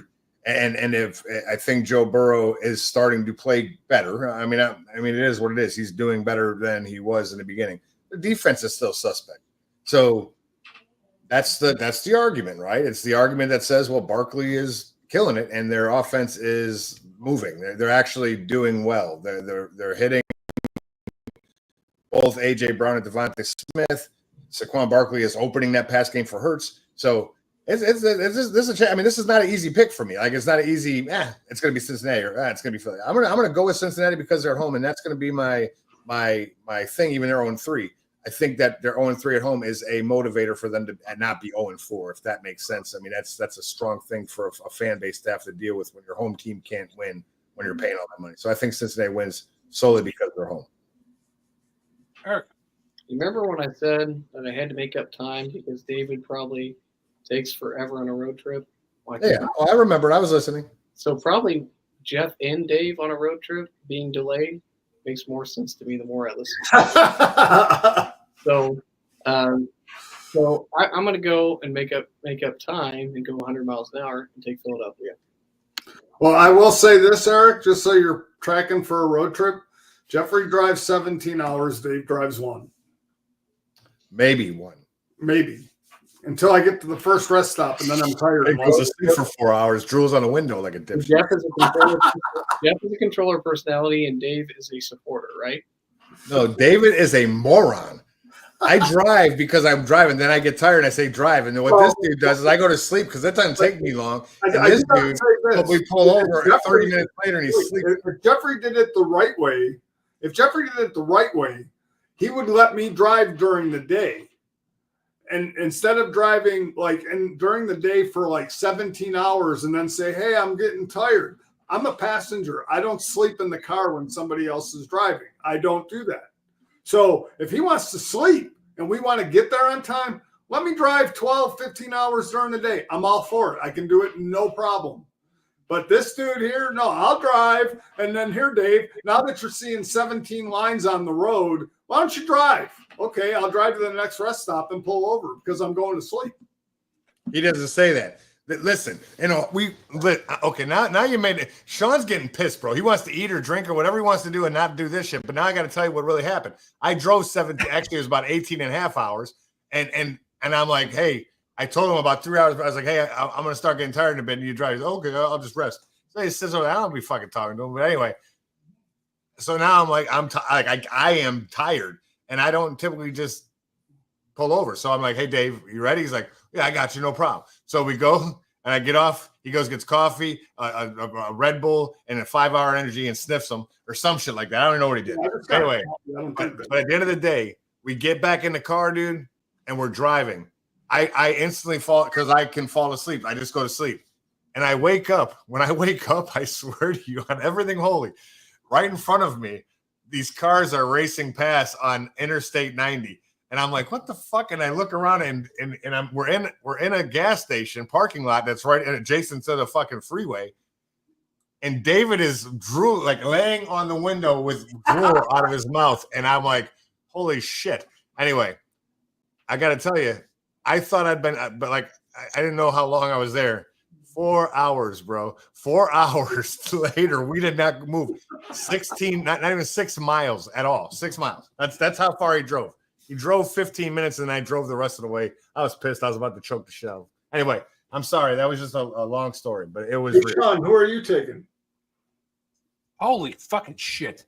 Do you remember what game we were Oh my picking? God. If anyone is not familiar, Jeff and Dave are brothers. Just to let you know all that. Holy shit. I had a lot of crooked things to say during that whole thing, but I forgot them all. I'm going to go with Philly just because Cincinnati sucks. Again, I've lost total. Where are we? David, start with Carolina at Denver. Denver. Are they really playing? Yes, they are really playing. Jeffrey? Denver. Okay. Didn't that get Eric. flexed out of Sunday night? Oh, yes. David, I made a joke earlier on my writing when I was typing, and it was about how the Steelers and the exciting Giants are going to gain about the same amount of viewership as a sorry ass Monday night Broncos Panthers game. And I was kidding when I said I didn't even know they played this week. That's funny as shit. Are you? So who are you picking? Eric, what was that? I said, who's Jeff picking? Oh, Denver. Jeff picked Denver. Okay. Hey, Sean, you're going to be sniffing whatever Aaron Rodgers was sniffing to keep in that game, right? Because I mean that it's going the opposite direction. But hey, I'm going to go with I got the Broncos. Okay. Holy fuck, man, this is off the rails. So Kansas City at Vegas. Is anyone picking Vegas? No. Okay. Rosman's going to blast that dude, though. Yeah, Paoli, I got you down. I knew you were going to. Okay, so here's good game. Hopefully, maybe, kind of, sort of, possibly. Oh yes, I knew what I was going to say about the Philadelphia Cincinnati game. Is I was going to go for Cincinnati, but David picked them. So, and I know from his record to go against whatever he says. Whatever, Dick. Dallas at San Francisco, Sunday Night Football. Eric, I might as well start with you. I got Dallas 31-20. Oh, I'm going San Fran. David? Yeah, man. Ayuk out. I don't know if Debo plays, depending on his pneumonia and how fast he gets better. And their defense is hurting. Dallas has no defense. No, I'm talking about Frisco's. Frisco's I defense. know, but Frisco's Dallas defense don't have one either, but I think Dallas has a little better offense at this point. So give me Dallas 27-24. All right, Jeffrey. This is a challenge for me. I mean, San Francisco is depleted, but Dallas, they don't have a run game, which means that the pass game is what's going to be impacted. In the Niners still have a good pass rush, right? I mean, they do have a good pass rush. They haven't been great this year, but they still have that. I don't see this boding well for Dak Prescott in that type of situation, but I can't pick a San Francisco team with no offense, like zero. And I mean, so I have to go Dallas, and it's simply I love Brock Purdy. I think he's great. I just don't think they have anything to help him. Is Micah Parsons healthy? Does anybody know if he's playing? He hasn't been healthy in 3 weeks. Well, I'm just saying, is he back to playing? Did they say anything about him after? I have not seen any update on that. God, give me the answer. Before you, but before the game, if they say he's in, you can text me. No, I'm still going to take that one. All right, last but not least, here we go. Monday Night Football, Giants at Pittsburgh. I'm going to go Pittsburgh in this one. David? Pittsburgh. Jeffrey? Well, I think with the high IQ of Brian Dable and his offensive prowess that Eric talked to us about, I think what he's going to do is he's going to make a game plan that allows for them to beat up on a sorry ass defensive secondary, and I think they'll do that. I think the more interesting thing is that Eric also talked about the stellar performance of their defense, and I think that Russell Wilson had a good game against the sorry ass Jets defense. I don't think he's going to have a good game against a not sorry ass Giants defense, because the Giants defense, from what Eric was telling me the 4 weeks, 6 minutes ago before the Steelers Giants game, is that surprisingly the Giants defense is phenomenal. And I think they will do enough because they actually are playing well. So I'm going to pick the Giants just because 31-30 is the most craziest asinine shit I ever heard Eric say about Seattle scoring that many points. So no, I'm picking the Giants over the Steelers. He is so triggered. He's so triggered. Hey, but Russ got a sandwich for Pittsburgh. Hey, so look, I am not going to allow him to change that pick. Okay. I will not change it. I promise you. I'm very happy with it. Brian Burns is out. I think he's not playing. And I think Thibodeau is hurt too. So that hurts their pass rush. Bring Carl Banks. I mean, okay. But I think that hurts. If they had a pass rush, they could probably make it a game. That hurts. And so I don't know if Singletary on offense. I don't know what quarterback. I hope it's Daniel Jones. I think Drew Lock scares me more because backup quarterbacks come into Pittsburgh and somehow look great occasionally, which is weird to say. But I'm going to go with Pittsburgh. As you should. Right. Well, that wraps up picks for week 8. And we will see how we do. But if anyone has any final things to say, I will wrap it up. But anyone got anything witty or?